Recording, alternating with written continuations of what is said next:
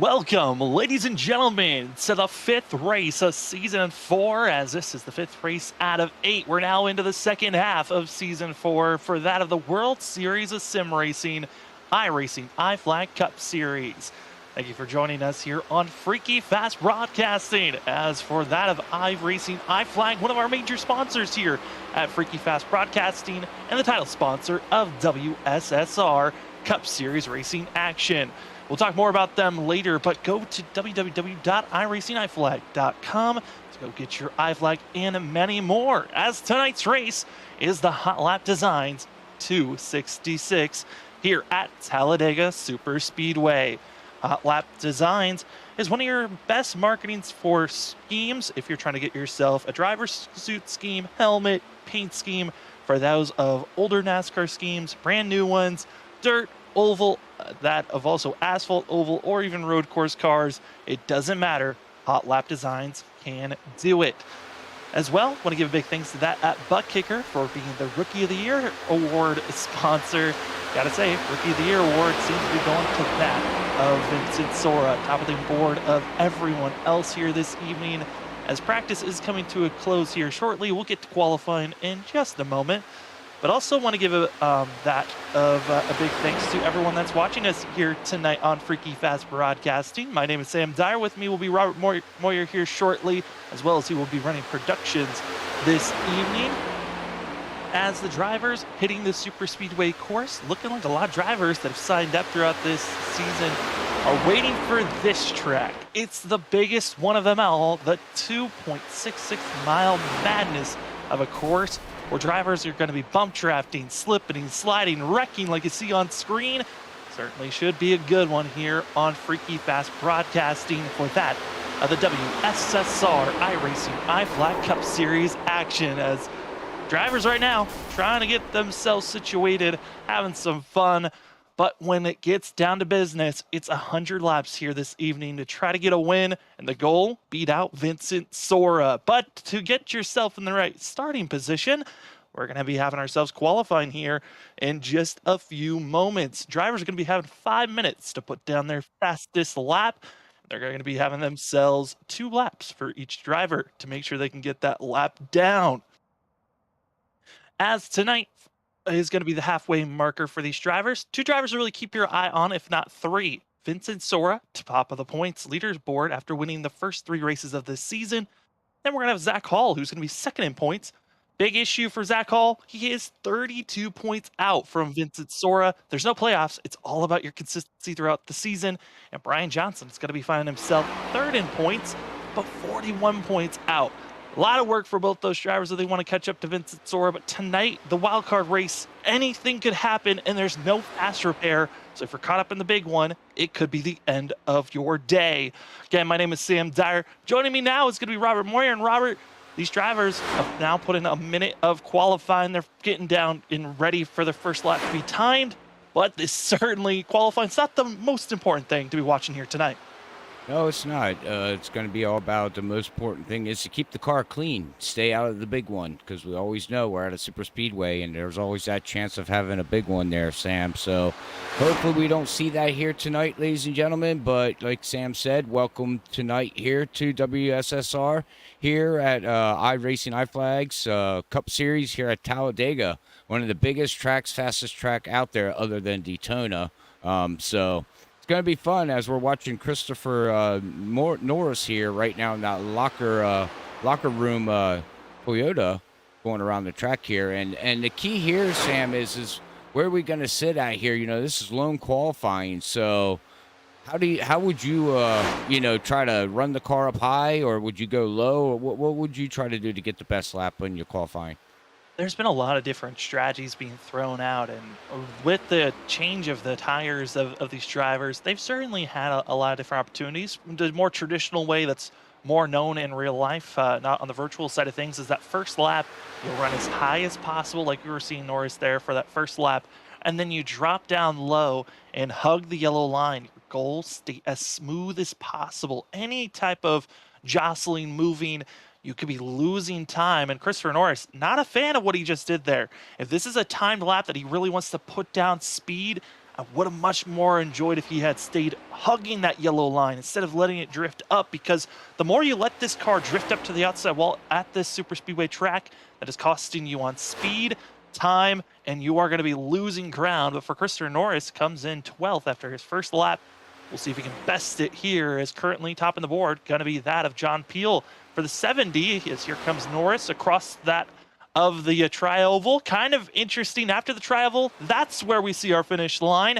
Not a traditional place to see our finish line, and that's where the change and the new dynamics, of seeing these tracks usually at when we come to more of intermediates or Daytona, the other super speedway track. It's the center of our straightaway where the finish line is, not here at Talladega, so it gives more opportunities on that white flag. And for qualifying, more opportunities to make mistakes, as Norris not able to really best this time that much. But here, Robert, got to say, this qualifying, like we noted on, not the most important thing because it's all about the draft. And like you said, keeping this car clean. Yeah, it's not most important. I mean, you can start in the back, work your way up to the front. You can start from the front, work your way to the back. I mean, there's different, ways of going about this, Sam. So some drivers like to start in the back. Some drivers won't even put a lap down. You know what I mean? They won't even attempt. They're like, I'm going to start in the back and just let the race play itself out. And so we'll have to see who decides to do that. But if I'm looking at anybody tonight, and I know there's a lot of good drivers out here, at Talladega, but there's one vehicle out there that we must keep an eye on here, and that's Steven Stempien. That guy knows how to get around these tracks, and he knows how to put himself at the right place at the right time. So we'll have to pay attention to see what that number 81 does here tonight, Sam. As right now, I don't know if he put himself up on the board yet. Yeah, he did. He's going to be sixth. Yeah, so that's a little odd for him, but look how close it is from 6th, 7th, 8th. I mean, holy mackerel, look at the times. Yeah, going to be our whole entire top 10, 19? All within a tenth of one another. And the whole entire field of 19, all within 0.2 of one another. Wow. So the speed is certainly there. And talking about speed, just cracking into that of second place, going to be Zach Hall. But qualifying is closed. And Robert, now it's all on finishing this race. These drivers are going to have 100 laps here tonight to duel, and we will have a stage break at lap 30 where the top 10 will get their bonus points. But before we get to lap 30, let's see where the drivers qualified in their starting lineups here for the European Wax Center.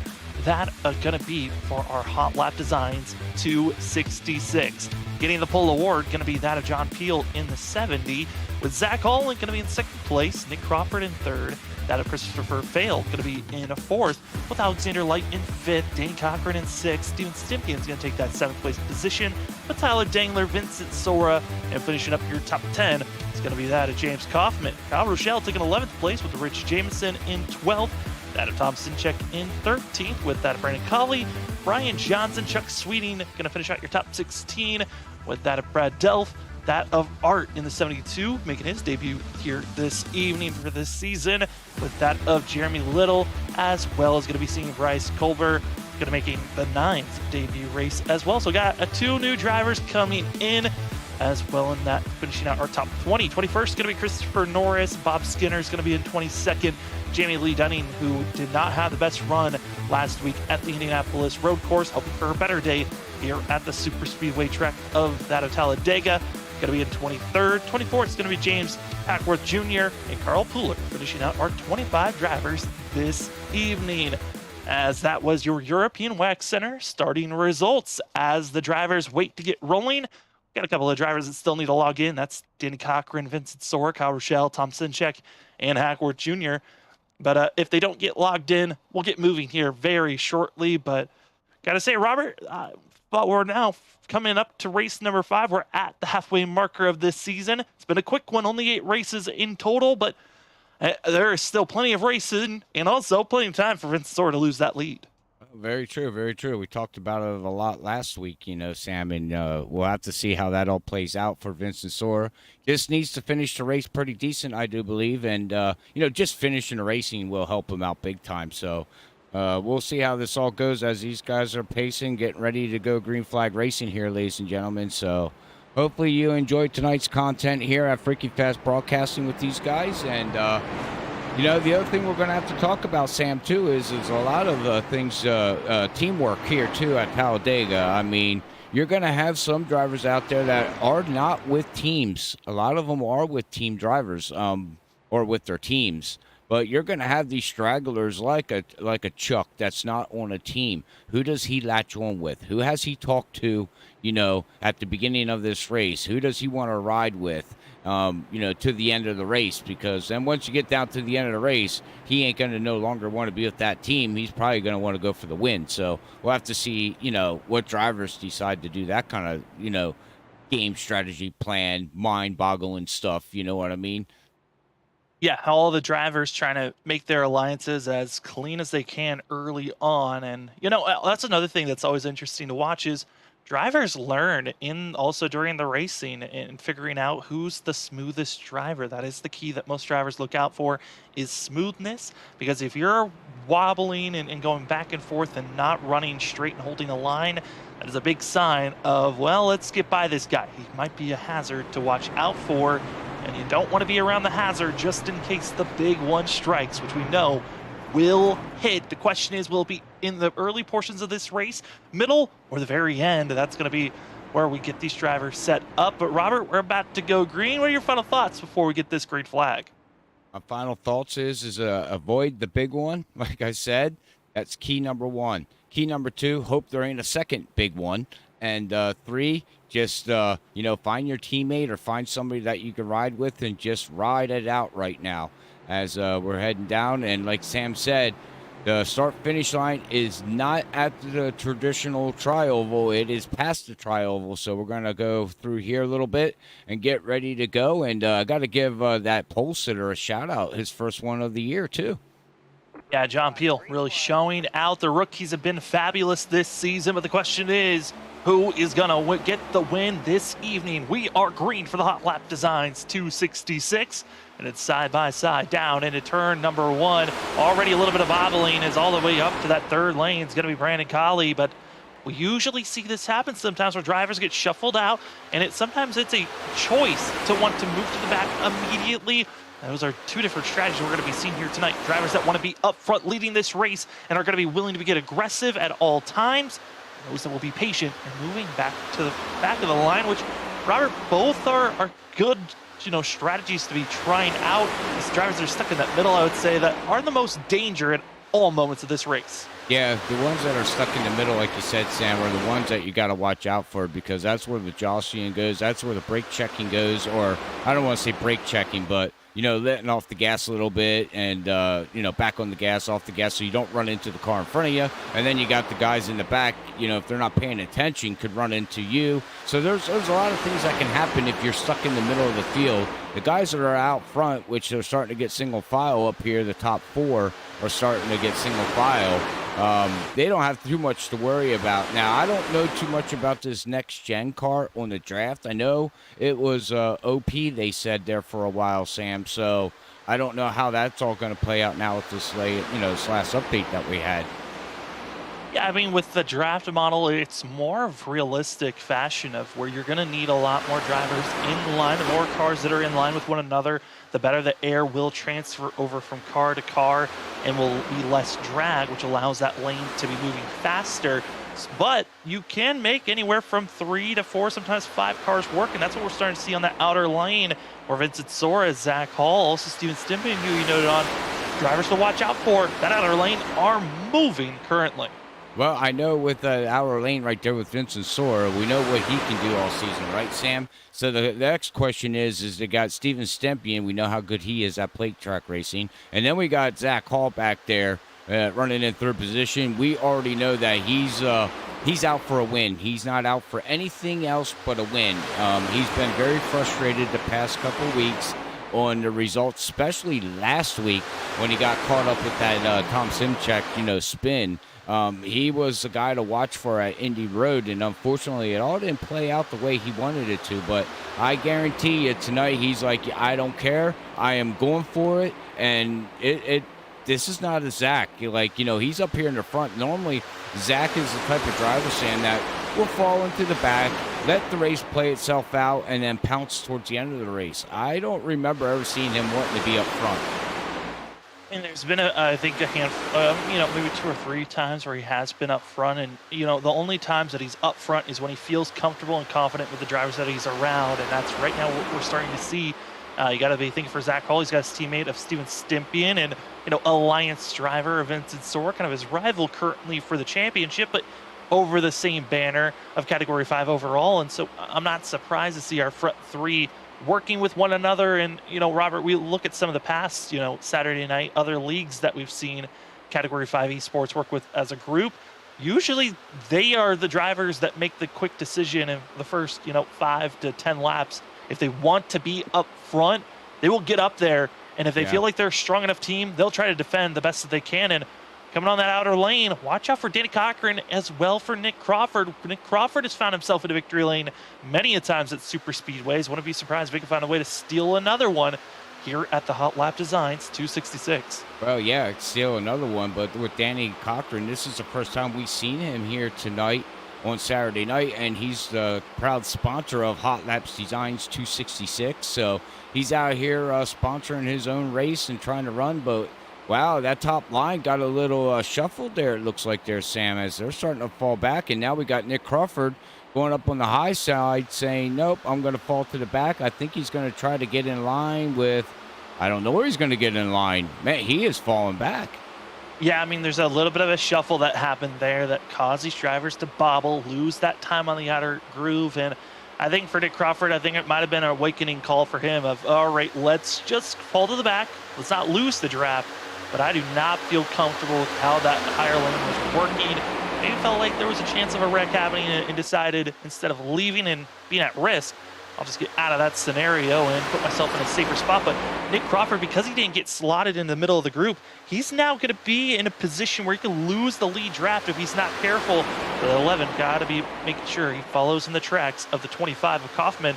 Otherwise, he will lose ground. But this lead group, a couple of drivers we haven't talked about for most of this season, Christopher Fail, as well as John Peel and Jeremy Little.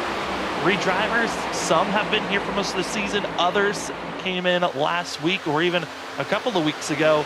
Starting to see them have a chance here this evening, which that's what Super Speedway Racing gives us, is drivers that maybe didn't have a chance to get wins at other tracks. It's a wild card night. Anyone can get it done as long as you got a little bit of draft help from anyone else around you. A little bit of draft and a friend goes a long way. Right, Sam? You'll be my friend tonight, right? Oh, we are going to be buddies. We're going to be buddies. We're going to be trudging the way through here tonight. Well, that is the goal, as it is a 266 miles these drivers are going to be going. 100 laps at a short track. Doesn't seem like very long, but here for this track where it's almost a minute each and every time they go on by, this race could feel like a long one, so I'm happy I've got you to help me out, Robert. Oh, hey, man, I'm glad I got you in the booth, too, because I would be lost. But, man, out there in chat, hit us up on chat, everybody out there. Let us know who you're rooting for. We already know Steven Stempian's dad's out there rooting for his son, which that's a given, right? We all know that. But anybody else out there, who you rooting for? Who do you want to see win? Is there going to be will Vincent Soar now, because he's out here leading the race, can he, bounce back after not winning last week and basically losing it from fuel mileage? He got different data than everybody else from the Indy race, and, that's what made him lose that race there, Sam. Can he rebound back, basically, tonight and get the win? Yeah, what's hilarious with Vincent Soar and so ironic of last week, it was because he was too fast on why he didn't get the same data as everyone else. Sometimes when you go to road courses or tracks where that, fuel mileage could be a key, you start to wonder, am I running too fast? Am I burning off too much fuel? That's not an expected thing to be talking about here at Talladega, but I've seen a couple of Talladega races where that has been a factor. Even at Daytona, I've seen some strategies of fuel mileage becoming a key. So drivers, you never know what you're going to see. But a driver that's falling back, Brian Johnson, he's got to be careful for the 28. He kind of did a similar move with Nick Crawford, trying to get back, find a teammate and help. And at 28, I think he might have been close to brushing the wall. And now Tyler Dangler as well doing a similar move, dropping to the back. Drivers got to be careful. Again, like I noted on, it is very easy with these next-gen cars and the way that the draft package is. I think Tyler Dangler's gonna lose the draft because he's just so off the pace. The 19 in trouble if he can't get up to speed. Oh, we'll have to see where he is located at. He's back here in 20th position, like you said, and he needs to get up to speed here, right now, here in that number 19 machine Ford Focus. We'll see. What is Ford? What are those again? Ford Focuses, right? No. I think they're the Mustangs now. Mustangs, right? Yeah. Oh my God. I see. I live in the past, guys. This is why I don't call races. I can't even know they own cars. The Fusions before this. Yeah, they change them all the time.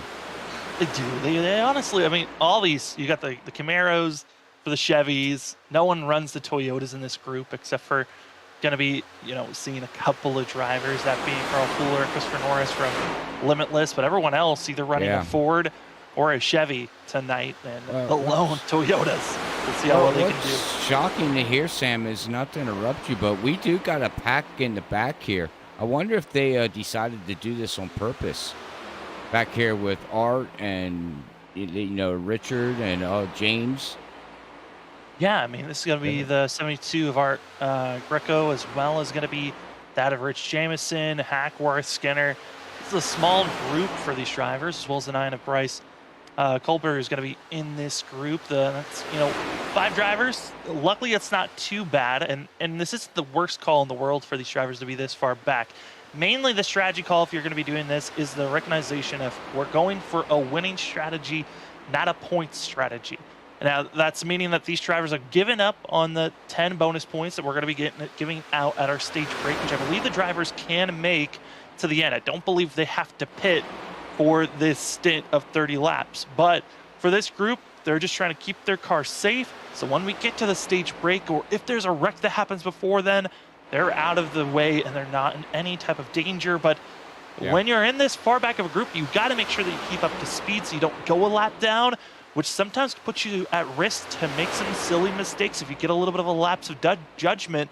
And Robert, we've seen at super speedways where just, a group of 3 sometimes can wreck each other if they're not careful. Oh, yeah. I mean, it doesn't take much. A little love tap here, a little love tap there, and before you know it, the cars are going around in circles, and you bring out a yellow. So, yeah, these guys got to play it, play it smart, just be safe, and just the best thing that these guys can do back here now, Sam, running in this backpack, is just stay in line, keep the cars up to speed the best that you can, and they should be okay. I don't see them actually having a problem. Now, if they start racing against each other, then there could be a problem. But right now, I think they should be okay. But we'll move back up here to this other pack here, as they still are 2x2x2 with Alex Light on the high side here, still battling and trying to get that top line to move. But it just doesn't seem there's enough of vehicles up there right now that get that top line, moving forward the way you would think, as Collie is trying the best that he can. As, woohoo, hang on, you got a little loose there.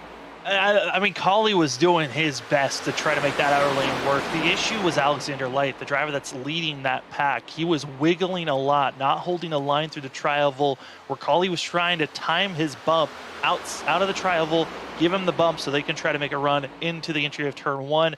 Weren't squared, and luckily for Collie and Light, they were able to get away from one another, but that could have been a very dangerous wreck for the drivers up front. But I'm not a fan of what I'm seeing from Alexander Light. I mean, yes, he seems pretty smooth. He's trying to run that line, the dotted line, but there's a couple of moments on the exit of the corner, as well as, when we're coming into the corner and through the travel, where he is wiggling, and that is costing time, momentum, and the drivers behind, they're going to be losing ground, as you're seeing some shuffling going on of drivers deciding, we're going to move to this outer lane. We're going to ditch everyone that's down low. Wow, I didn't see that, as Brandon Colley's going to go down into the middle. He's going to make it 3 wide there, and I don't think that was a good move there for Brandon Colley. Unfortunately, I think he's going to get freight trained, but wow, that was a little bit of a surprising move to see them top 3 guys go from the low line to the high line and latch onto Alex Light. But now they're moving right back down and going to latch back onto Danny and everybody. So I wonder what the move of that was for, because that top line's not moving, Sam. It's not moving the way you think it is. No, and that was a complete just lane destroyer, what they just did. I mean, they pulled up, grabbed that of Christopher Fail. Fail then came down with them, and Alexander Light just got left alone. He just went from being up, challenging for 6th place, now back to 11th, still side by side, and falling even further back. So that is, if anything, showing for the power of our top 3 different moves that they want to attest for. But a little bit of a shocking move for out of battle for the lead. Vincent Sora, that of also Zach Hall. Stympian changing up, and Sora's going to drop down low, and now it's going to be a 2 versus all. It's going to be Zach Hall, Stympian trying to muscle their way forward by themselves. And watch out for the drivers on the outside. Going to be seeing Jeremy Little in the 26, going to be that gray 26 machine with a little bit of yellow tint coming in. That outer lane now moving, and this is the help that Stympian and Hall want to get by that of Vincent Sora. Just ready to say, here it comes. You got Collie looking up on the high side of the 25 there. He's got a big momentum. You got Alex Light pushing right now. You got Little pushing right now, and exactly what you just said, Sam. And look at that. To the front goes Steven Stympian and Zach Hall by moving up, and they brought along a friend of that number 26 machine. Jeremy Little, great run for the 26. Wow. Did not have the finish that Little wanted last week at the Indy Road Course, but certainly showing that there is power in that 26 as Vincent Sora gets shuffled from the lead back to 4th. But I'm watching the outer lane and some drivers that were getting pushed around. The one of Brandon Colley is frustrated. I can tell by the driving. He is trying to move forward, get by some of these drivers, but it's Alexander Light for the second time who defends off the one machine and costing Colley time and has to drop back to 12th. But the battle for the lead, it is now on. It's Little and Fail that are going to work with one another on that outer groove. And Little and Fail are not teammates, I don't believe. Don't quote me on that. As we're still learning all the teams and who's on what team there, but I don't think they're teammates. Are they, Sam? I don't think so. I do not believe so. No, they came in later after we were given a team sheet, so I do not know exactly. Yeah, we were given like half the teams out there. They're under Lucky Dog Motorsports. I see Chris and Jeremy Little, the 26 and 89. Yeah, they are teammates. So, you're trying to work with one another, but as they were trying to work with one another on the backstretch, a little bit of a shuffle and Fail. Now back to 15th as Little stays up, trying to stay in our top 5. But our biggest mover of the night, it's going to be that of Jamie Lee Dunning in the 4. One of our biggest movers last week before having to get a DNF from the Indianapolis Road Course. The 4 machine doing a great job cracking our top 5. He's cracking the top 5. Good run for him so far here with 19 laps in the books of 100 here. And now you can see Nick Crawford. You got Brian Johnson. They all know how to run together. And then you got Brandon Colley. You got 3 drivers right there, Sam, that do know how to race each other with Brad Delph in the front. So I think Colley finally got away from that top line. And I think he's going to feel comfortable now down where he is down there with Brad Delph. He knows how these guys run down here. And if I was Colley in that number 1 machine, I would just chill out right where you're at right now and just run your race right now until the pit stops come. I wouldn't try to do anything else more and get yourself shuffled, back out or back to somewhere where you don't want to be. I think also the goal for Colley could be just get by Alexander Light. That could be his biggest goal at the moment, which he's closing in on, and it's going to be side by side with that 97 as they're going on to the back stretch. But we're now in the 11 laps to go, coming up to 10 laps to go when they cross the line of this stage. Again, only the top 10 drivers get bonus points. 10 points gifted to the driver that wins the stage break, 9 for second, and it trickles down by 1 point until we get to 10th place, where they'll get that 1 bonus point, and then everyone else behind that gets 0 bonus points at our stage break. They'll try to get any points they can, though, by leading a lap, just trying to lead the most laps, doing all those opportunities. But for Steven Stympian and Zach Hall, they are looking strong for now. They made the pass on Vincent Sora. And Robert, the question is for Sora, he's got a teammate or a friend behind him of Danny Cochran. I'm curious how well they're going to work with one another and potentially try to make a pass. Well, that's it. Are they going to potentially try to make the pass, Sam, or are they just going to ride? Right now, I just think everybody's in the mindset right now of just riding and seeing where everything, falls out and lays out, because we're still 2x2 back here, with Brad Delph and that number 26 machine. You got John Peel, our pole sitter, back here. Still got Alex Light. You got the 25 and a couple other drivers with carpool all the way into the back here, latching onto the back. I'm shocked to see these side cars. So the question, too, is that I think iRacing might have updated the side draft a little bit on these vehicles. A little bit of it. It made it so bit? it's not as aggressive as it Okay. once was. Before, you'd be seeing these drivers side drafting, and they would have already lost the lead pack about 5-6 laps ago. But it's allowing the Right. drivers to keep up this speed. The big thing is if you lose the draft, or if you're just under pacing, and you just lose the speed, straightaway speed in the draft, then you'll lose completely to the lead group. And right now, the driver about to lose that's Carl Pooler. He is very much about 2 to 3 miles per hour, almost 4 miles per hour off of our lead pack, and now has officially lost the draft. He'll fall back to the clutches of Chuck Sweeney and Tyler Dangler here very shortly. But we're seeing this lead group now down to just 17 drivers that are connected. But you gotta be making these power moves not to lose the draft. You gotta close in these gaps. Nick Crawford, Christopher Norris, they gotta be careful because they could lose the draft if they, that accordion effect of everyone checking up on their throttle and having to tap the brakes at all. That could cost you miles per hour, which could cost you the draft, and you have to wait until that stage break. Wait for the stage break, which is okay. I mean, if you lose the draft a little bit, it's not as bad as right now. Now, when you get to the end of the race, that's when you don't want to, of course, you don't want to lose the draft, Sam, right? I mean, because then you're just, your hopes are out the window, and all you're banking for then is a yellow.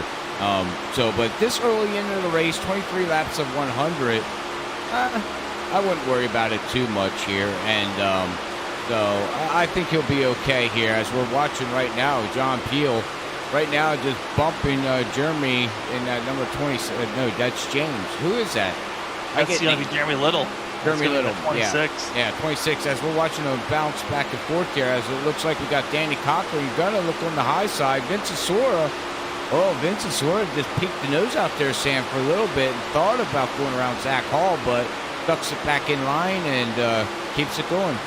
I think that's a smart move. Just did not feel like there was enough momentum out of turn 2 to try to go for this pass. Might think about it again if they start to see that outer lane and get the momentum, but it's a little bit too late potentially here for Vincent Sora and that of Danny Cochran. But you can tell they're thinking about it, potentially throwing that car up, trying to make the pass over Stimpian and Hall, who have been up front leading the past 15 laps, and are hoping they're going to be the leaders for the next about 6 to get those maximum bonus points. Because for Zach Hall, I would say his goal has to be win the stage, make sure he can get as many bonus points as possible. Again, he's 32 points off of Vincent Sora, and it doesn't help when Vincent Sora's right there behind you. No, it does not. But winning the stage, it's a couple points here, a couple points there. Like we said, all it does is take one wreck. They do not got one fast repair, so something majorly could happen to Vincent Sora out there, Sam. And before you know it, he's back there running in 23rd position.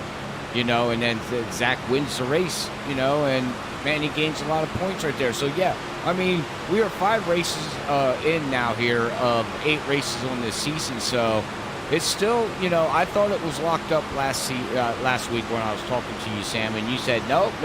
Well, after Indianapolis race, after Zach and what happened to Zach, and he battled it out, got the maximum points that he could with a vehicle that had no front end. The thing looked like a modified, and he still, finishes in the top, at least 4. So it was a good run for him, at least. It really was. And for Zach, last week, like you said, looked miserable out there on track with that wounded vehicle. But like Don finished 4th. That was his third best finish of the season. His worst was at Richmond. So coming off a nice bounce back, even with the car that got destructed and messed up as Kaufman, also that of Johnson. Ooh. Luckily, this track is wide enough to go 4 wide, 5 wide if needed, but you really don't want to test it too often. But these drivers getting a little testy here, and Robert, I'm not surprised. They're going to single file out for now, but it is about to be a go for everyone here in the next lap or 2, because it is going to be a jostling for who's going to be in the top 10 to get those bonus points. And for Steven Stimpy and Zach Hall, it's hold your line and hope that the inner lane is going to defend for everyone else. Yeah, well, right now you can see 1, 2, 3, 4, all the way back to Christopher Norris back here, to Alex Light. They're all single file as everybody else is starting to get single file. And like you said here, a couple of laps here, we're coming up to the stage break, Sam. So The question is going to be who goes high, who goes low, as Christopher Norris is going to, oh my God, right by Kyle Rochelle. Look at the run that he got under that 5. Wow. Yeah, if you've got momentum, you've got to send it. Here comes now going to be Cauley, and the 1 is going to go to the higher lane, and that's a driver that you want to see in that higher groove if you're Zach Hall or Steven Stympian, because that's a friend that you want to see, an ally that can give you some help and defend a different positioning for yourself. And the big thing to watch out for, what will Vincent Sora do, or Jamie Lee Dunning?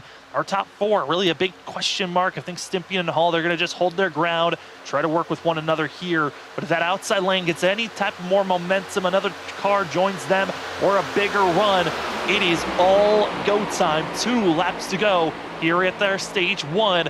Who's going to finish in the top 10? Because right now, it's bouncing between Brian Johnson and Jamie Little back there in 10th and 9th place. Yeah, with Nick Crawford right behind him and John Peels right behind them too. But, you know, we talk about teams out here, and right now I'm a kind of a happy camper right now because Freaky Fast Racing team right now with Steven Stympian and Zach Hall are up here leading this race. So I'm kind of smiling, Sam. You know, if we can get a stage win, and plus get a win, as a team owner, that makes me happy. Imagine it would make you happy. I try not to point it out too often. Come on, man. They're doing well. Give me some credit. I mean, here's the thing: we're the commentators. There's a commentator curse out there. We don't want to jinx them too much. Man. You did it. You did it. Zach, it's all his fault. Anyways, oh, man. White flag in the air for our stage 1 for these drivers, and that outer lane certainly starting to move, but it's now just starting to dissipate, and it's all Stympian, Hall, Sora, Dunning, as well as Delph. And it's side by side going to be going on for that of 6th place, but they're also starting to jostle just a little bit as Brad Delph moves up to the higher line. But here comes Little and Rochelle. Yeah, Brad Delph started to go down. I thought he was clear there for a minute, Sam, but he actually was not clear. And he moved back up. The spotter yelled at him, but wow. Boy. Woo.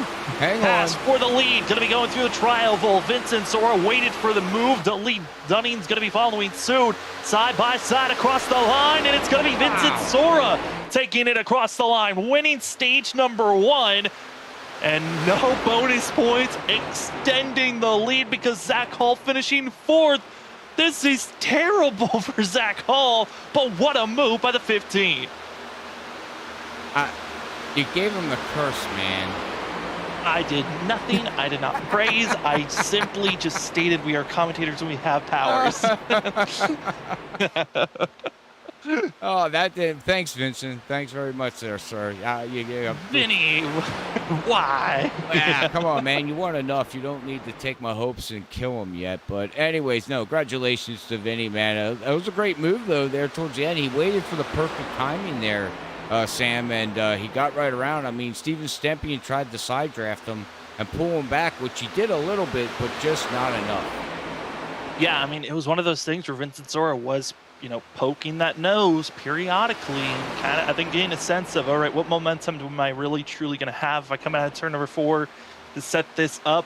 That was a great practice run for himself, and I had to love the fact that the 4 of Jamie Lee Dunning did not just leave the 15 by himself. Followed suit, helped Vinny, and then also with Kyle Rochelle in the mix, a great showing of allies blossoming as they're on track. But your top 10 going to be Vincent Sora, Steven Stympian, Jamie Lee Dunning, Zach Hall, Kyle Rochelle, Brad Delph, that of John Peel, as well as Christopher Norris, that of, Christopher Fail, and that of Jeremy Lee going to be your top, Jeremy Little going to be your top 10 as we are getting prepared to take a quick commercial break. When we come back, we got more racing action here on Freaky Fast Broadcasting. My name is Sam Dyer. With me is Robert Moyer running commentary and production.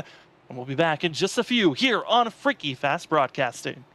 Drivers, start your engines!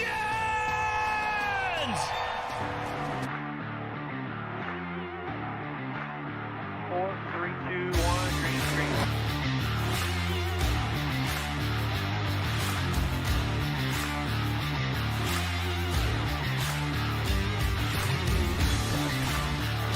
No right grip whatsoever, up sideways. Sideways everywhere. Come on, man, do what you can.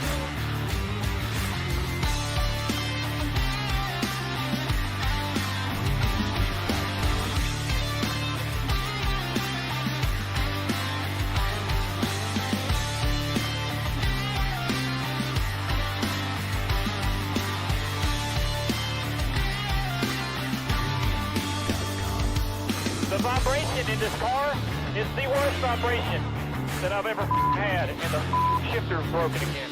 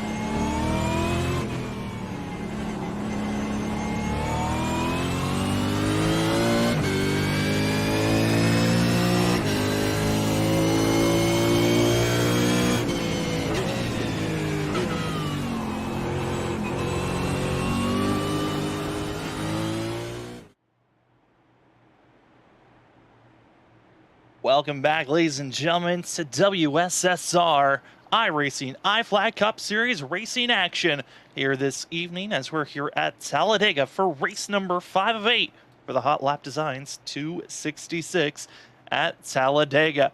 Drivers are set. They're ready to go rolling here this evening as it's going to be Vincent Sora, your winner here from stage number 1. 15's looking strong, and I gotta say that he's looking like one of the favorites to potentially go for another win this season. He's already got 3. He's trying to win half the season if he gets it done this evening. My name is Sam Dyer. With me is Robert Moyer, as Robert's running double duty, commentating and producing. Robert, where Vince Sora made a spectacular pass there coming to the end of the stage break. Well, he's going to be starting up front. Let's see if he can get it done once again. Yeah, we'll see if we get. But you know what the good thing about that all is, Sam, is that I bet you 10-1 that he learned something there when he just did that. So he knows, what to look for towards the end of the race. So, he learned something, and he did that for a reason. So we'll have to see how this all plays out for him. As we're getting ready to go back green, lap 34 of 100 almost completed here with WSSR iRacingiFlag. As their proud sponsorship, as we are back green here, and oh wow, this start here, Sam, got a little different there, spread out. Yeah, the big thing there, Kyle Rochelle decided to duck down low, not really wanting to give any type of opening, and our front 5 all going to be single filed out. It's side-by-side racing for 6th place, where that of Delth, Collie, all working with one another, and a lot of single file racing immediate. And this is no surprise, seeing drivers dropping back, except for one having major issues. That's Christopher Fail, who's on the apron and slow for himself. Came down, thought he was going to get a clean move, got a poor bump from Danny Cochran, spun that of the 89 out. Luckily didn't hit the wall or any other surfaces, but now off the track, off pace, and if we stay green, could be going a lap down. Well, if we stay green, he's definitely going to go a lap down. Unfortunately, he doesn't have no help. He's 14 seconds behind, and the best that he can do now is just pray for a yellow. I mean, that's all he can do now. And hopes that some of these drivers up front make those major mistakes, as right now we're already down to just that of two major groups. We got our top 10 that are in this lead pack, with Danny Cochran going to be back in 10th place, but it's going to be Jeremy Little back in 11th, leading a pack of drivers that are single file out and they're not in line, which is hurting this group, and they're actually going to be losing time to our leaders. Robert, this is not good for this group, especially if they find themselves being anywhere from 8 to 10 seconds back in this lead pack. That could be outside of the range and window to try to gain up before any types of pitch strategy calls. Yeah, pitch strategy called. But the thing is they got to get in line, and they got to get in line right now and start, maximizing the speed. And they got the cars to do it, Sam. They got enough vehicles to do it to catch this lead pack, but they cannot be battling like they are right now. They got to get single file and start, running this field down, which they are starting slowly. They're slowly getting there, as they're going to look on to try to latch on to Collie here very shortly. So if they stay in line like this and keep plugging it away, it looks like they're going to catch them really fast, because here they come. They had more drivers in line, more collected, and they are now attached back to this lead pack, giving us back to our complete number of 24 that are in this lead group. Again, it's that of Christopher Fail, involved with the incident with Danny Cochran that pushed the 89 back by himself. He is now 21 seconds off of our leaders, but this group that's cracking in, there's no more stage breaks here, Robert, so now is the time. Place yourself in a position where you feel like you can win this race. Not a race-winning move, but just place yourself in a position where you can make that final move. Yeah, you do a Vincent Soar final move, but right now, you're still going to make one more pit stop, so you got to think about that too, Sam. You just can't, you got to set up your pit stops. Who are you going to pit with? You're going to want multiple cars coming down pit road. You don't want to come down by yourself, because then you're a sitting duck. So you have to work this all out, with the next couple laps. Make sure that you have a game plan on who's pitting who, when, and where, and how. Because, this whole field could make a pit stop at one time. As we're watching Zach Hall get shuffled up on the outside. And now we got Danny Cochran going down the low line. We got Vincent Soar in the middle. We're going to go 3 wide here. 3 wide, and for right now, we're right on board with the 8 of Tom Sinchek, and Sinchek's luck has been poor, but that middle lane, no one wants to be with, and they could not even worry about. It's Vincent Soar, a little that are going to be stuck in the sucker hole. Stympian decides, I don't want to work with Danny Cochran. I'll work with Zach Hall, and now move up to that 3rd lane.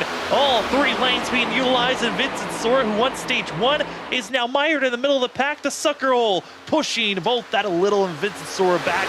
Just not enough drivers in line, and the draft, the wind, it's pushing them back. But now they cycle back into line, and Stympian, as well as Danny Cochran, going to be your front 2 side by side through the tri-oval, coming up to the start of lap 40.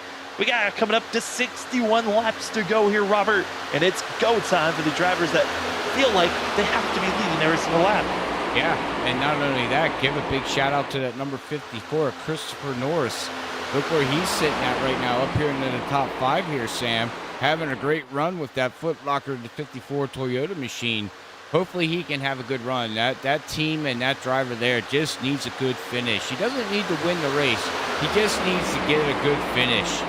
Same as Tom Simchek. This season was just, dismal, if you ask me, for that number 8. Just nothing was going right for that guy right there, as he's going to drop low down there and latch back onto Danny Cochran. But, man, yeah, I hear you, Sam. We got 3 wide in the back here with Brian Johnson. We got Nick Crawford. And, oh, my goodness, hang on, ladies and gentlemen. Well, I mean, why not do a sponsoring in the middle of all this? Because what they need is an iRacing iFlag, that's for sure, because they can give you spotter information on their left, right, or if you want to know what flag we're on, go get yourself an iRacing iFlag with the Freaky Fast 2022, because right now they might need that of an iRacing iFlag to let them know a yellow's coming, because this is a madhouse here, Robert, for everyone in the middle of the field, and it's just building up and kind of a sensation. The big one is looming. The big one's looming. It's going to happen. I'm just waiting. We're just waiting, ladies and gentlemen. I got a funny feeling the way they're racing right now, it's going to happen. And you know what? To feel the rumble, why don't we give one more shout out to ButtKicker there, Sam? Yeah, I mean, if you want to feel the rumbling of a V8 engine, or if you wreck. want to feel the rumbling of a car accident, hey, get yourself a ButtKicker with your Gamer2 using the promo code FreakyFast20. And to get both your iRacing iFlag connected as well as your ButtKicker connected, well, you're going to need a racing chassis, and you can get that from Advanced Sim Racing using the promo code FreakyFast5 for 5% off with your purchase. They've also got monitor stands, steering wheels, so much more at Advanced Sim Racing. Thank you to our 3 major sponsors here at Freaky Fast Broadcasting, as well as iRacing iFlag being the title sponsor of WSSR Cup Series action, as these drivers, middle of the season, and in the middle of this field, you never know what could strike. And for Vincent Sora and for Brian Johnson, luckily they're upward drivers of single file, because they were in the thick of things there. Yeah, they were in a heated battle there for a while, but you know what? Everything has calmed down. It looks like just a little bit with Bob Skinner on the high side. Rockstar is what used to be his nickname when we used to broadcast some guys. He's moving himself up through the field. Wouldn't that be something to see an old-time friend there get a win here at Daytona? That guy knows how to run some plate track 2 racing. He definitely knows how to get around these super speedway racing. But right now, I don't know, man.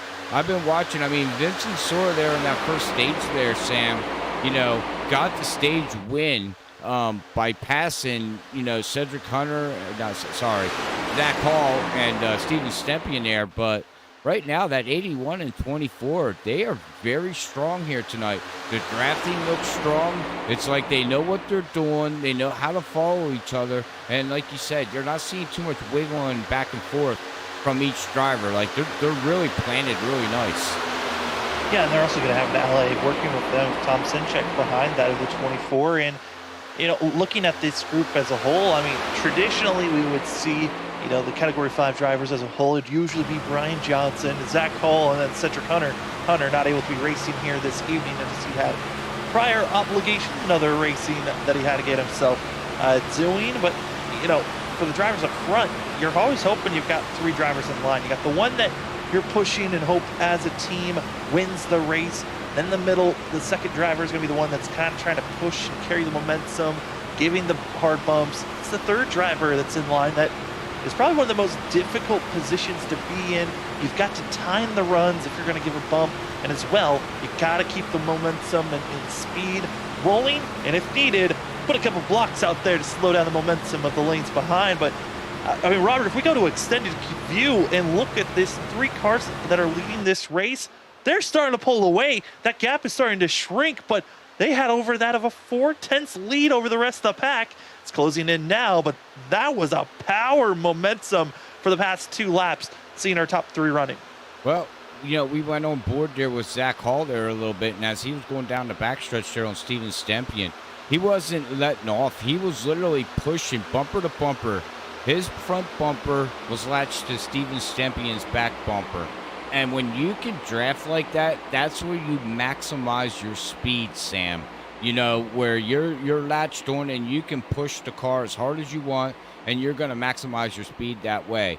Yeah, you don't want to bump draft into the turns, and you can see Zach Hall and a lot of these drivers, they back off, through the turns, but going down the back stretch, if you can latch on, man, that you can gain 1, 2 to maybe even 3 miles per hour faster than anything else. Like right here, you see Zach Hall, he's right on top of him, ladies and gentlemen. Look at that. He's just bumping him. Now he's latched, and look at this. He is latched on, and then he'll get to the corner, and then he backs off a little bit. So that's good drafting right there. It's fantastic drafting, yeah. And if Tom Sinchek can keep close, that's also going to be enabling this group to pull away, like we're going to see here coming at turn number 4. Sinchek just trying to keep a little bit of an air pocket to try to push that air to the 24 so they can get a better run. And then it's all on that of Zach Hall to make sure that that bumper is always lined up with Stympion's back bumper. Any shimmy to the left, shimmy to the right, and it bumped just the wrong spot, you're going to be spinning out the driver in front of you. And so there's a lot of trust that has to be thrown out. But as well, you got to be trusting your own skills on watching your air, your water and engine temps and oil temps, because if you're latched on, like we were seeing that Zach Hall, you could blow up these engines very quickly if you stay attached for longer than a lap and a half to 2 laps. So right now we're seeing drivers popping up, giving a little bit of fresh air to their engines and to the radiators so it cools down everything. Yep. And you know what? Just a real quick, big shout out. We actually had Tina out there on YouTube.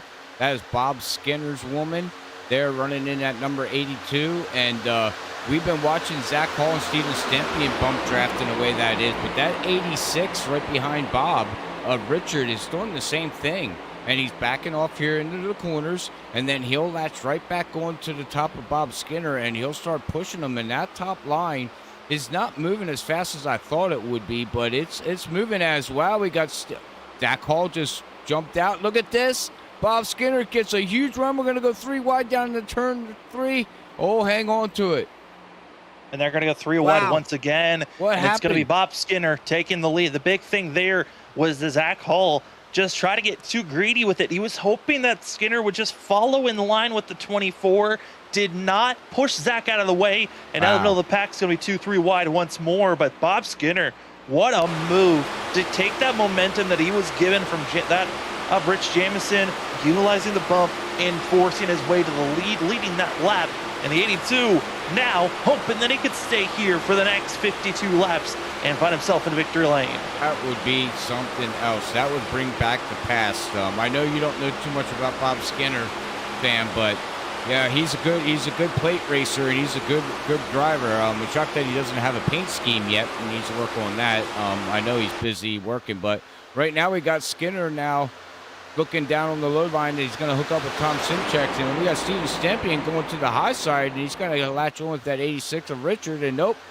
It looks like Stempian's going to play the high line and the low line, as now we got Zach Hall, we got Nick Crawford and Brandon Colley up here on the high side. They're trying to team up, which, they're allies too. They also know how to work together up there. So now we're trying to get a third lane going here, Sam. Yeah, and that third lane is going to have a trouble spot, and that's Alexander Light. That could be forcing an issue, as we've already saw Brandon Colley trying to work with the 97 and really wasn't able to make that thing work. And I think once more, Zach Hall, we've seen, has been able to really give efficient bumps and pushes. He's going to do his best, and you see the momentum carrying on Alexander Light and trying to make that third lane work. Hoffman try to follow suit as we're riding on board with that 25's back bumper, but got to say, for that third lane to work, I think we might need a different driver leading that pack, but we certainly know if you want a driver to push you, Zach Hall in that 24 is the driver to have. We can see here on the back of Alexander Light right now here in that number 97, and you can see Zach Hall. He says, hang on there, buddy. I'm going to show you how bump drafting works, and this is what we're going to do. Get to the high line, third line, which Zach actually likes to run that third line, believe it or not, Sam. He's always been a third line guy at these super speedways, but you can see him, man, oh man, he is just beating and pushing, and hang on, ladies and gentlemen. Well, let's try 3 wide. We're halfway here, and that of Richardson going to be stuck in the middle, going backwards. And that right there is a perfect showing of if you got no help and you got 2 very fast lines, big moves can happen. But watch out for that 97. That of Alexander Light. No, they're wrecking behind. And it's going to be seen that of Brian Johnson, Little, and others scattering coming at turn number 4. Oh, man, and Chuck's got involved in it. We didn't talk about him too much here all night. But, yeah, we got Jamie Littles, Brian Johnson's involved into this one here on lap 51 of 100. And it looks like, unfortunately, Chuck's going to have to take it to the toe. Too much damage already there, but wow. Brian Johnson is going to be having what we call required damage flag, or otherwise known as a meatball flag. It's a black flag with an orange circle showing and indicating to you that you have too much damage and you have to come into pit road. As we take an instant replay of what happened, and it all actually kind of stems from the 86 falling back so quickly. Everyone accordions up, slows down, And changing of guards and lanes, you see there Johnson, that hard contact into the rear wheel well, really the hard contact that kind of got him really out of shape and a lot of damage. Chuck Sweeting finishing him off, little into the outside wall. And just like that, officially, our first DNF is going to be Chuck Sweeting, who is done. We see Brian Johnson, who was third in points, needing a good day if he wanted to catch up and be a contender for a championship run. Not looking like that's going to be happening here today. He's going to need a perfect final 3 races of the season, and for Vincent Sora to struggle at least at 1 or 2 of the next races. And Robert, this kind of changes everything for these drivers. We're past halfway, and the intensity, it did ramp up. A bit ramped up, but now these guys are probably going to go down, get 4 tires, fill up their tank, or or maybe you don't take tires, Sam. Do you take tires? You do? Well, if you're going to fill up your tank, you might as well take tires, correct? I mean, yeah, I mean, these drivers come in with 4 extra sets. Right. It's not the worst thing in the world to take tires. It certainly helps in the fact that you got a little bit more comfortability of having that grip there, but there really isn't a lot of tire wear on the fact of lack of speed. It's more of tire wear on the lack of confidence of if you're going to move up from the wall down to the yellow line, if you're going to be making any bizarre moves that you might feel like you might lose some grip. As a great battle there from Hall and Light. They got to be careful not to run each other over, getting up the speed. And it looked like Light beating that Hall there out of the lane. And that's going to be for second place right now because James Hackworth Jr. did not come into pit road. oh. We always know James Hackworth does that. He'll stay out to lead a lap and get his bonus points and maximize the most that he can. And Honey Nut Cheerios, candy. Oh, like cereal, not candy. I mean, sometimes it can taste like candy with it being Honey Nut. Do you ever eat Honey Nut Cheerios without the milk? Without the milk, sometimes. Yeah, So, yeah. I mean, I would eat Honey Nut Cheerios way more than the original Cheerios without milk. Yeah. Okay. A glaze just makes it so much better. Yeah. All right. Enough of food talk. Okay, well, we're getting ourselves too hungry. We might need a commercial break. Yeah. So let's do that, and we'll come back, and maybe we'll have a snack. Maybe you'll have a snack as we'll come back to more racing action here for that WSSR Cup Series racing action presented by iRacingiFlag here on Freaky Fast Broadcasting in just a few. We'll be right back. I'm excited to present the 1987 Buick LeSabre. It's the latest addition to the iRacing NASCAR Legends series. Along with recent updates to aerodynamics and performance, the 1987 cars are as fun as ever to drive. From Daytona to Martinsville, you can experience what it's like to be behind the wheel of one of these legendary rides. See you on the track.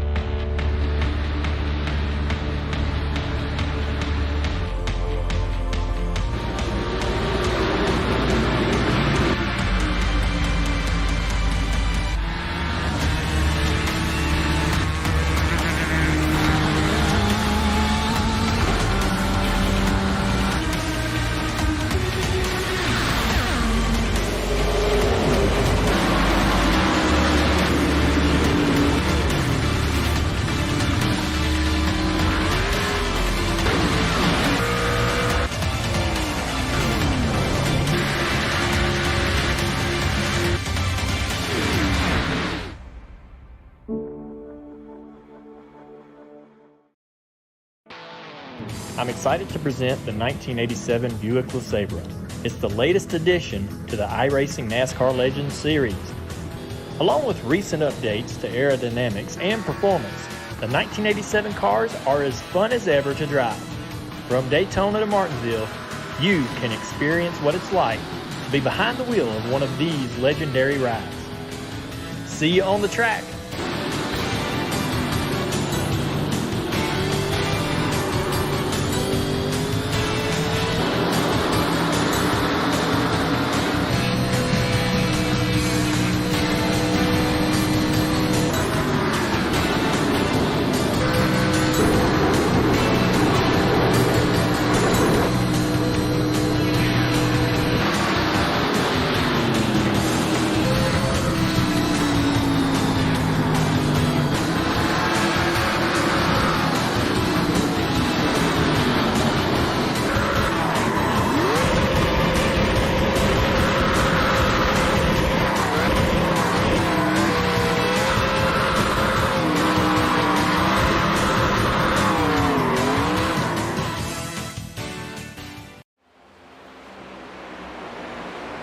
Oh, you didn't miss a thing. We are back to green flag racing action here for that of the Hot Lap Designs 266 at Talladega for the WSSR iRacingiFlag Cup Series, race number 5.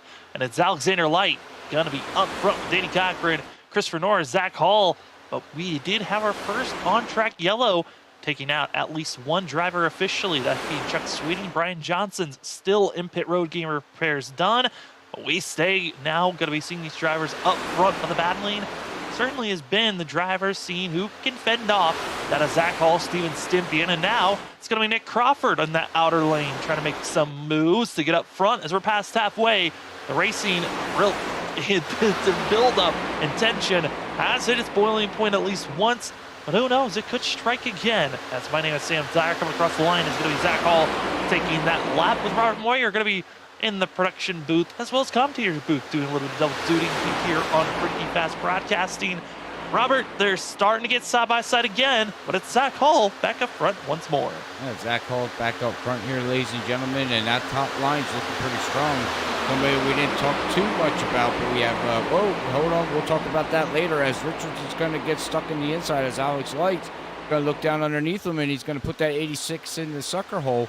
But what I was going to go at and talk about is that top line there, teaming up here. You got Zach Hall, you got Nick Crawford, we didn't talk too much about, up to second. Steven Stampian, strong car all night. Vincent Sawyer, stage 1 winner, has a strong car. Brandon Colley, that was back and forth, finally worked his way up through here now into the 5th position. And then you got Kyle Rochelle and all the other ones back here. In this front pack here, if they stay together, Sam, they might be able to pull away from this other pack that is starting to falter back a little bit.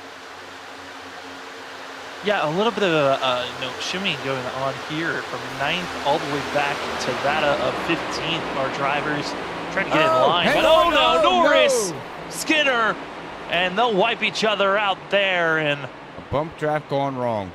Yeah, just one small mistake on the tap, also a little bit of accordion effect, and cautions, breeding cautions, usually known at short tracks. Well, it struck here at Talladega, our second on-track incident to bring out a yellow. And that 54, Christopher Norris, was having a good race, but unfortunately, that's super speedway racing, though. Sometimes bump drafting just goes wrong. I mean, not purposely or anything like that. It's just, checking up, and you're going left, you're going right, you're trying to get, your vehicle centered to the other bumper, and just you're too far to the left or too far to the right, you can hook them. And unfortunately, that's what happened to the 54 as he's bringing it down pit road. And I do believe his night's going to be done. That is way too much damage to even probably try to keep going, unless he's going to try to putt around and see what he can do. But yeah, Sam, I mean, that's just bump drafting going wrong, if you ask me.